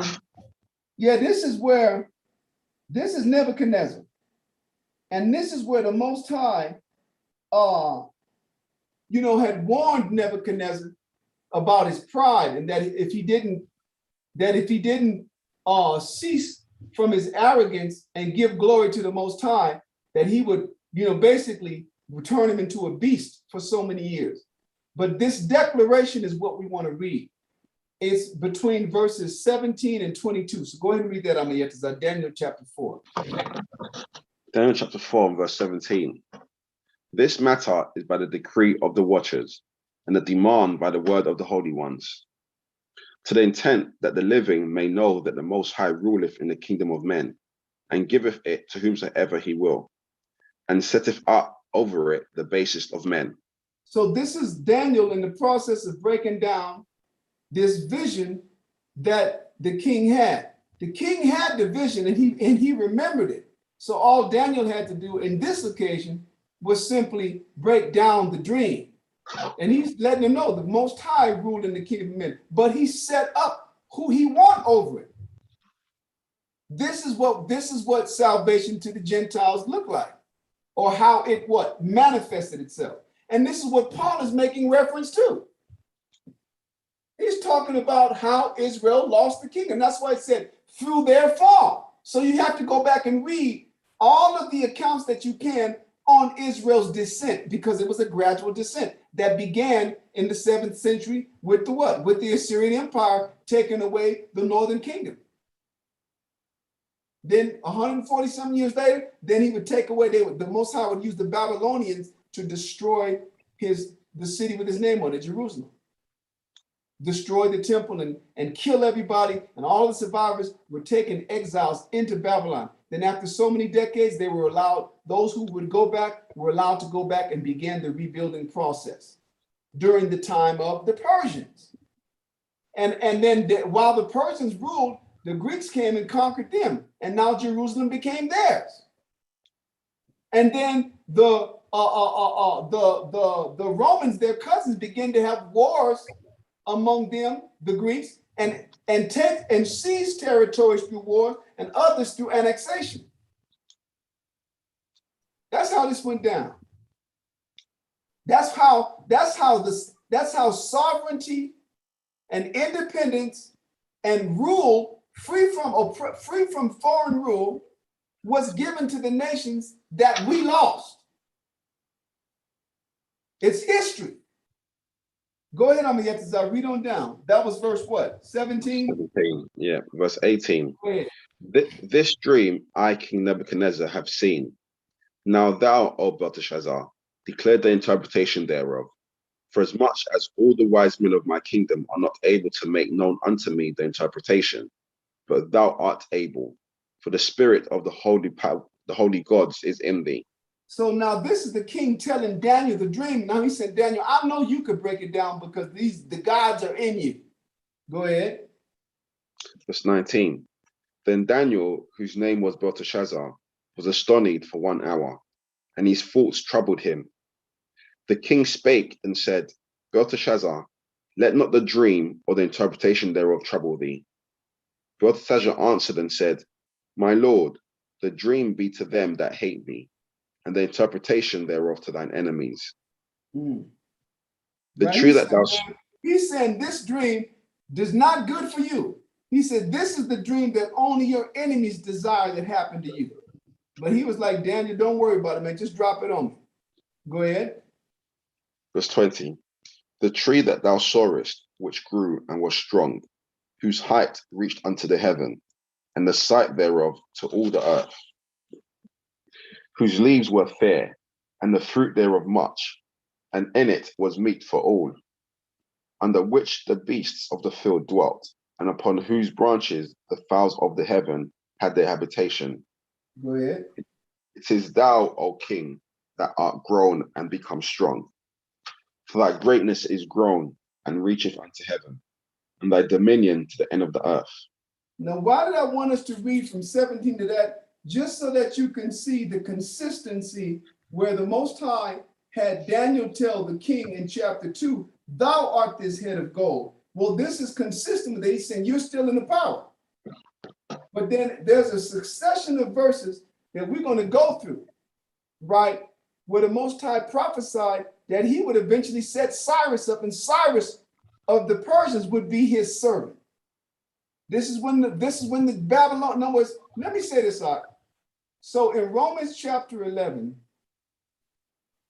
we read verse 11, where it said the Most High would what? Would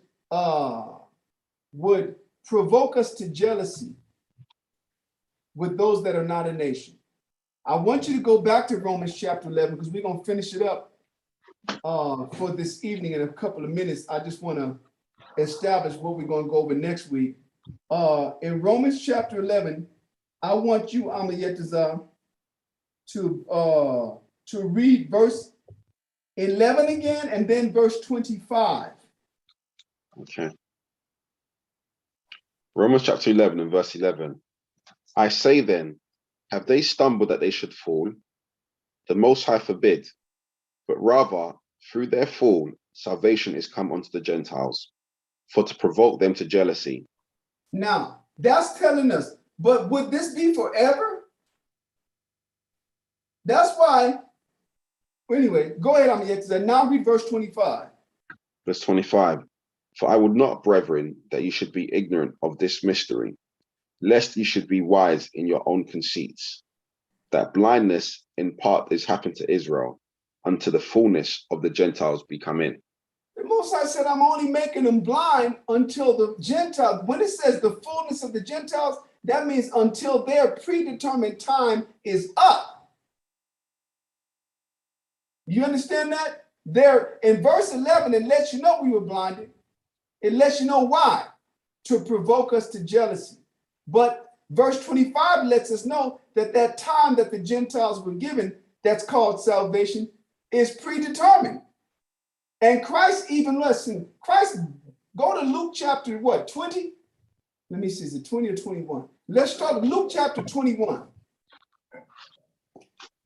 Yeah. Real quick. Yes. Yeah, jealousy was a form of blindness, right? No, brother, jealousy is not a form of blindness. I'm saying, let me make sure that you understand what I'm saying. I said the Most High blinded us to what? To not see the truth. The jealousy, he used the nations. I didn't say well, jealousy is being a form of anything. I'm saying the Most High gave the nations what we lost because of our disobedience to make us jealous. Right. You understand? In other words, like let's use us. Let's say we got a girlfriend and she feel we treating her wrong. She go and ditch us and get another boyfriend, so to speak, and makes it a point to want us to see her happy. Wants us to know she's happy. Why is she doing it? If she's really over you, she shouldn't give a shit what you're doing. But that shows you she really wants you, and she's hurt behind what you did, and so she's trying to make you jealous, letting you see her with another man. You understand? That's what the Most High tell you was angry.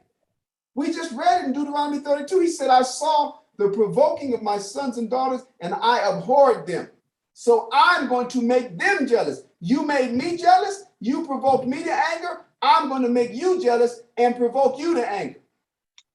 And this is how he sought to do it, by giving the nations everything that was promised to us. You understand? And we are jealous. That's why now we see Esau with the cause, we want what he got. We try to go out, we set a plan in action to acquire everything that he has. And when we can't do it because the Most High won't let us, because the Most High is using Esau to keep us from getting it, we complain and cry racism. We complain and cry discrimination. We complain and cry inequality. But it ain't none of that. It's punishment. And that's proof that we're jealous. Bill Cosby get thrown in jail for having some sexual escapades 40 years ago, and you got other Edomites that's doing it to this very day, and they get nothing, and black people complain. Why? Because he didn't get to get away with it like white people got to get away with it. How come R. Kelly gets, in prison for statutory rape, having sexual relationship with minors, but then Hunter Biden, the president's son, gets nothing? These are ways in which we show our jealousy. We want to be in their position to get away with what they get away with, to partake of and enjoy what they partake of and enjoy. But the Most High ain't doing that for us. We're under punishment. So it's proof that we're jealous. We go to the Gucci store. Why? Because Esau said this is a similar prestige. So you got everybody that could do that shit. Floyd Mayweather go to the Gucci store, but the Gucci store ain't shit if it ain't nothing to you.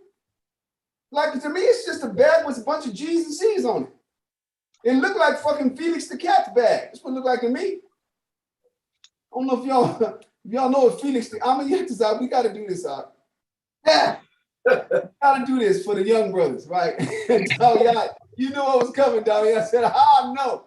You get Felix the Cat in this magic bag. Y'all put Felix the Cat bag of tricks. This is the first Gucci bag, y'all. You're gonna trip off of it. Gucci robbed this shit from Felix the Cat. You're gonna see. Same pattern, it just don't have the G's and C's on it. So that bag ain't never looked like nothing to me but a Felix the Cat bag. I'm waiting for him to pull out the master cylinder and all of those characters that was on Felix the Cat. I hope he got his bag. I'm gonna get this out. It might be in black and white because the cartoon was in black and white. Yeah, we have the other one too. There you go. See that? Now tell me that ain't Louis Vuitton and Gucci. All right, y'all niggas chasing that shit. you got Floyd Mayweather always at the Gucci shop buying his little bitty Felix the Cat magic bag of tricks. Thank you, Yetazal. Now, is that me or what? Now get the Gucci bag. Put a Gucci bag up there, right? or a Louis Vuitton bag. It's just like it. It's just like the shit. Of course, it don't have the same LV and all of that, but it's the same thing, man. It's the same the configuration, right? And Jake is jealous. But Esau is just, listen, we're so jealous of Esau that Esau says this is valuable and we go out and buy it, but it's only valuable, why? In your mind. It's valuable because you're jealous of the person that have it and you don't. This shit ain't valuable. It's just a faggot that put a purse together. It's a bunch of fucking faggots that made some suits. The niggas want to wear all of that stuff. There you go. See that? Felix the cat. I still remember the what is it? The what's it called? The song, the theme. The wonderful, wonderful cat. Whenever he gets in a fix, he reaches into his bag of tricks. Felix the cat. The wonderful, wonderful cat. You'll laugh so hard your sides will ache, your heart will go pitty-pat watching Felix, the wonderful cat. Right? I should have you play the theme song to see if I got the words wrong. But anyway, thank you, oh, this is hilarious to me. Now, was I wrong? I'm a Yetazan? You probably in England ain't never heard of that shit, have you? No. But was that, is the Gucci and Louis Vuitton bag a Felix the cat bag or not? Is it? I'm asking you, because you get to be neutral. It looks like they got inspiration from Felix the cat, yeah. I'm about to say, I'm a Yetazan got one. That's why he's so slow. You got your bag, don't you, Do you? Tell the truth. No, I don't have the bag, but I have Gucci shoes though. I told you, nigga got it. That's what you can tell him. And the most I said, gift destroyed the heart. So he didn't want to just say, yeah, man, I got it. He had to think about it. Hey, listen, all you got to do is know the scriptures and you'll know why men do and why they slow and why they fast. See that? He got some Gucci shoes, baby. And I'm gonna tell you what I got. I got some what do you call these things? Under Armour slippers, brother. Sounds good. This is plastic. That's right, plastic. Don't give a damn. I ain't got no bag. I got a little backpack, little Jan Sport backpack. Right? Y'all know Jan Sport. $5 a backpack or something like that. Started back with the dance. Jansport. That's that I'm ready to go to school backpack. You know what I'm saying? Exactly. Hey, listen, but so my wallet, that's what he's talking about, jealousy. And that's meaning the Most High is using someone to show favor to, not because he truly favors them over us, but because he wants us to what? To recognize and be upset about what we forfeited. And so we are jealous from Esau. But what verse 25 was telling us, read Romans 11 and verse 25. We're almost with the last verse. Romans 11 and verse 25. And then we're going to go to Luke chapter 21 after this. Romans 11 and 25 again. Romans 11 and verse 25. For I would not, brethren, that you should be ignorant of this mystery. So listen, hold on. It's been a mystery the whole time. Nobody knows it. What is Paul saying? You can't be ignorant of this. This ain't permanent. It's just the people don't know it. That's what a mystery is, something unknown. That what? What is the mystery?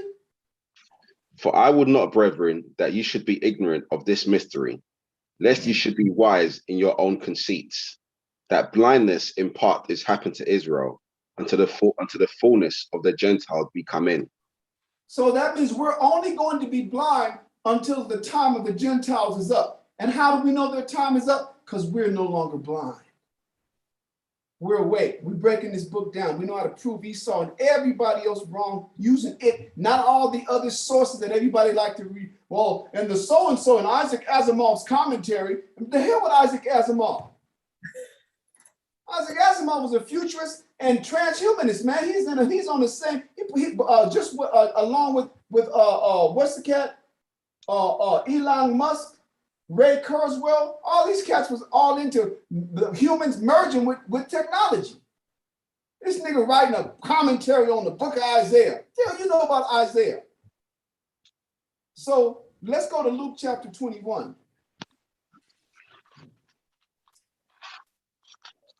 I'll tell you the verse. And this is just to confirm that these nations, the succession of the nations told to us, and it's not just Daniel chapter 2 and Daniel chapter 4 and Daniel chapter 7. It continues in Daniel chapter 8 It picks up in Daniel chapter 10. It finalizes in Daniel chapter 11, but it picks up where Daniel left off in 2nd Ezra chapter 11 and 12. This is over and over and over again. So I'm a Yetzirah. Luke chapter 21. Let me get the verse. And you're going to read, huh? Did verse 20? No, it's verse 24. Well, actually, we can read from verse 22, 24. We can start at verse 20. The target verse is verse 24, but yeah, it's good. Thank you. It is good to start off at verse 20 so we can kind of get a feeling for what's being said. Go ahead, Yetzirah. Luke chapter 21, verses 20 through 24, our target being verse 24. Luke chapter 21 and verse 20. And when you shall see Jerusalem compassed with armies, then know that the desolation thereof is nigh. So here we got, what is this period? This period is between 63 and 70 AD, where certain generals, Vespasian and others, get called out of retirement.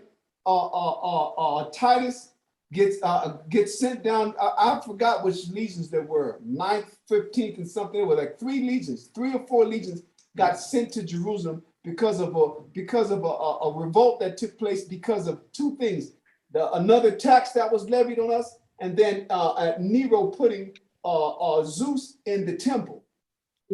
And so Israel went to fuck off. So he had to call these legions to come and quell us. And so Christ said, when you see that happening, he's talking to the believers. You got to get out. This is the message. Go ahead, Yetzirah. Luke chapter 21 and verse 20 from the top. And when you shall see Jerusalem compassed with armies, then know that the desolation thereof is nigh. Then let them which are in Judea flee to the mountains, and let them which are in the midst of it depart out, and let not them that are in the countries enter thereinto. Yeah, so that means if you're not in, don't come back. No, not even for the Passover, because that was the custom that we know would happen from Acts chapter 2. People would come all over, those devout men. Christ is saying, this time, y'all got to stay out. Go ahead. That means, let's say you're in Parthia. You're traveling from Persia. You're coming up from Cyprus. Wherever it is, if you got close enough to see that the place was compassed with armies, they were letting Jews in. Christ said, when you see that, don't even bother to come in. If once you see the armies mobilizing and it looks like they're compassing the city, you got to get out while you can. If you come up on it and you're not in it, but you see them, don't even bother to get in. Turn back and go to where you're from. He's going to tell you why. Because these are the days of vengeance. Go ahead. Verse 22. For these be the days of vengeance, that all things which are written may be fulfilled. But woe unto them that are with child, and to them that give suck in those days. For there shall be great distress in the land, and wrath upon this people. He's telling us that the pregnant women and the women with recently born babies that's nursing, it was going to be particularly hard for them because they wouldn't be able to just mobilize like regular, like that someone that didn't have that burden. Go ahead. Verse 23, it's but woe unto them that are with child, and to them that give suck in those days. For there shall be great distress in the land, and wrath upon this people. And they shall fall by the edge of the sword, and shall be led away captive into all nations. And Jerusalem shall be trodden down of the Gentiles, unto the times of the Gentiles be fulfilled. See that? And so to this very day, man, once we got flooded out, that land has been a possession in the hands of all the nations until the time of the Gentiles are fulfilled. Why do we go here? Because it's the same time of the Gentiles being fulfilled that Paul spoke of and described as the fullness of the Gentiles. And their time is up. But what they had in our fall up until now has been salvation. It's just not eternal. They were free, they were sovereign, they were being measured by the same standard that we were being measured by. That's why we read Wisdom of Solomon chapter 6. The Most High said, you have not counted right, nor have you kept my laws. This is a cold deal, y'all. So next week, we're going to come back and pick up where we left off at verse 11 again, Romans chapter 11, verse 11. and go verse for verse and get more. All right. Is it clear what you guys got this evening? Okay, it's a lot, because like I said, it's better to do this rather than to simply quote break it down and no one knows that everything that needs to be said is actually written already. All right. Because I need to holler at you just for a little bit, okay? All right, cool. I got them Gucci's, y'all. I had to say that one more time, man. Because was it me, or did he get strangely silent? What? It was like, but he was already not saying nothing, but his silence was like loud this time. But anyway, I'm messing with you. Hey, y'all, we gonna see you next Friday, all right? Y'all have a good Sabbath tomorrow, man. No. Wow. Shalom.